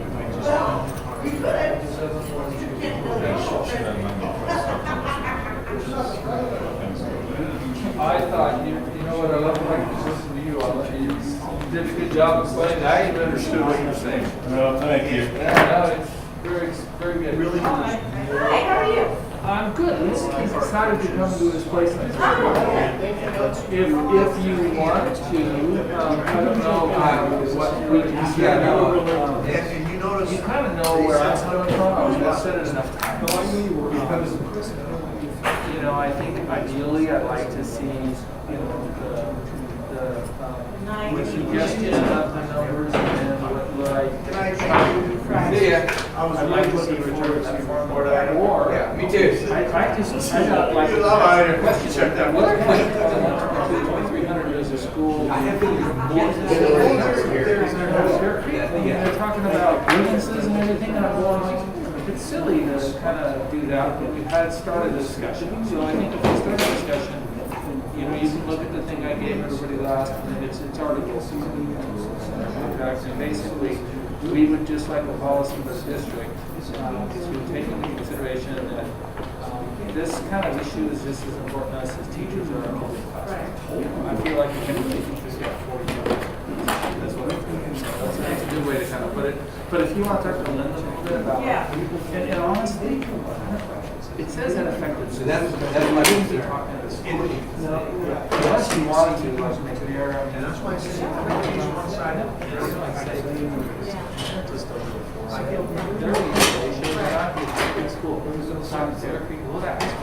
We were the council meeting. I don't know if this is true. One school I had supposedly has 5 short districts. And Linda would be able to confirm this. I can't confirm. I'm sure he'll tell. At our place, we had to reshuffle our numbers, so we were all right around 535. Because one of us was up to 560, so we had to, I took some L's and everybody just shuffled. Okay, and honestly, it's like, we can just do more. We can keep these people happy. People get pissed. But I can't even answer their emails and phone calls. You're trying to give them that message. Well, everybody's in terms of sharing. That's for so much better to have another coach than try to combine. Yeah, I know. Anything I can do, let me know. Okay, appreciate it, thanks. And let me know what you think when you better go in there and see what you've got going. That was an interesting way of phrasing it. Yeah, I'm looking forward to seeing that. I'd like to go hear what he does himself. I think they're a little bit ahead of the game here, so he's feeling the pressure to produce. But we need to, we're stepping up. We had a meeting, Kristen met with all our Avid kids, and all the Avid teachers are just like, they're ready to jump in. We went to SSR, first period, and what I want to try to do to get our site is not be on Fridays for 15 minutes. SSR, because it's text heavy. And you can have all the tasks and the kids work on the tasks, these ones we can all do tasks. Just so they get used to it, to see what it even is. Yeah, no, we're looking at ways That's a good idea. we can get out there. Thanks. And that's what who was doing the interviewing? Michael Holtz should have been. He's got yeah. Now, the thing is, Coach can recommend that Holtz decides. I usually actually. All right, good night.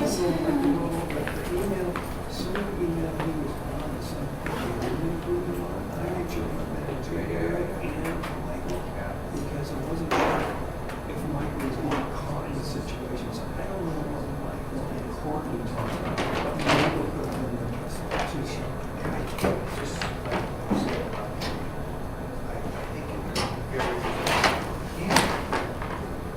very sophisticated about, I'll include him in this, these people, I'll forget him.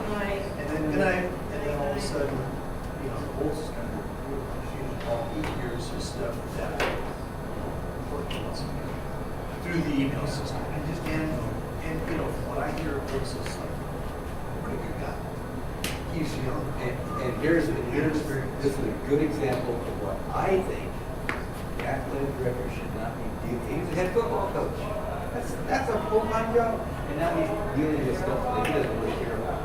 I don't think an athletic director should coach. And he is, he's coaching some little minor thing as an assistant.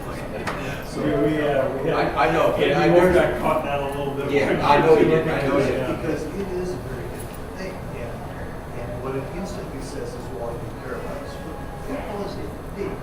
Now, if he's coaching that, he does the kids, it's not that big. He's assistant badminton coach. Yeah. Because I'm telling you, it's too much. It's too. I mean, they do it all over the state. Yeah, they do. Coaches, you know, are athletic directors, but I don't think it's a good idea. And just because one of the things about saying there were coaches they interviewed, what I heard was, and I don't know. So it's, and I don't want to talk to Aaron Nichols. I think I've had one. Yeah, I don't really know. And I'm sure, I hear from parents, he's really good. But if somebody's telling me that, yeah, there's a bodybuilder go there, but they don't know anything, they never played the sport, they don't know anything about it, it's kind of cool, there's a lot of, would you hire this guy if you want to be a football? He has no experience playing football, he wants to coach it. He has no experience playing water polo, but he wants to coach it. I got to tell you, that is intriguing. And fewer people know the rules of water polo than football. Yes. Because football is, we have an idea. Now granted, there's age limit rules. So just saying that, well, yeah, people apply when we interview them, doesn't mean that they know what the heck they're doing. You got a bunch of kids in the water? No, you need to have, that's the thing, you need to have supervision. So there, you see, break up two practices, so your supervision numbers are less. You can actually watch the kids. I definitely don't agree, and like you said, is that we don't want varsity and JV together, like practicing together. Well, let me ask you, I heard that one of your requirements to get to studies is that they need to have, their games have to be on separate days.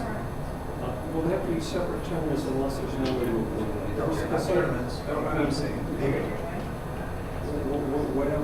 Whichever, if there's no other way to schedule it, and they have to accept like JV, so there's no way around that. But he's got to be there for the whole time. The only time we would think that would violate that round is if in fact the JV is playing on that field right now, and the other team's playing on that field right now. And that gives them a later number. That's not ever a problem. It's usually the practice. That's what it is. Because the I say games and practices, it's generally speaking. And I just want you to know too, is that a lot of times those games are set basically by staff and the coaches are in the league. So a coach doesn't have the availability to willy-nilly change the play. And the other problem, Lodi problem, is that there's no two. Right. And so you've got Lodi High using Tokay as their home field, like Tokay. And if you have games every night, there's no practices. So, I just wanted you to know too, was that I don't, when I hear things like that,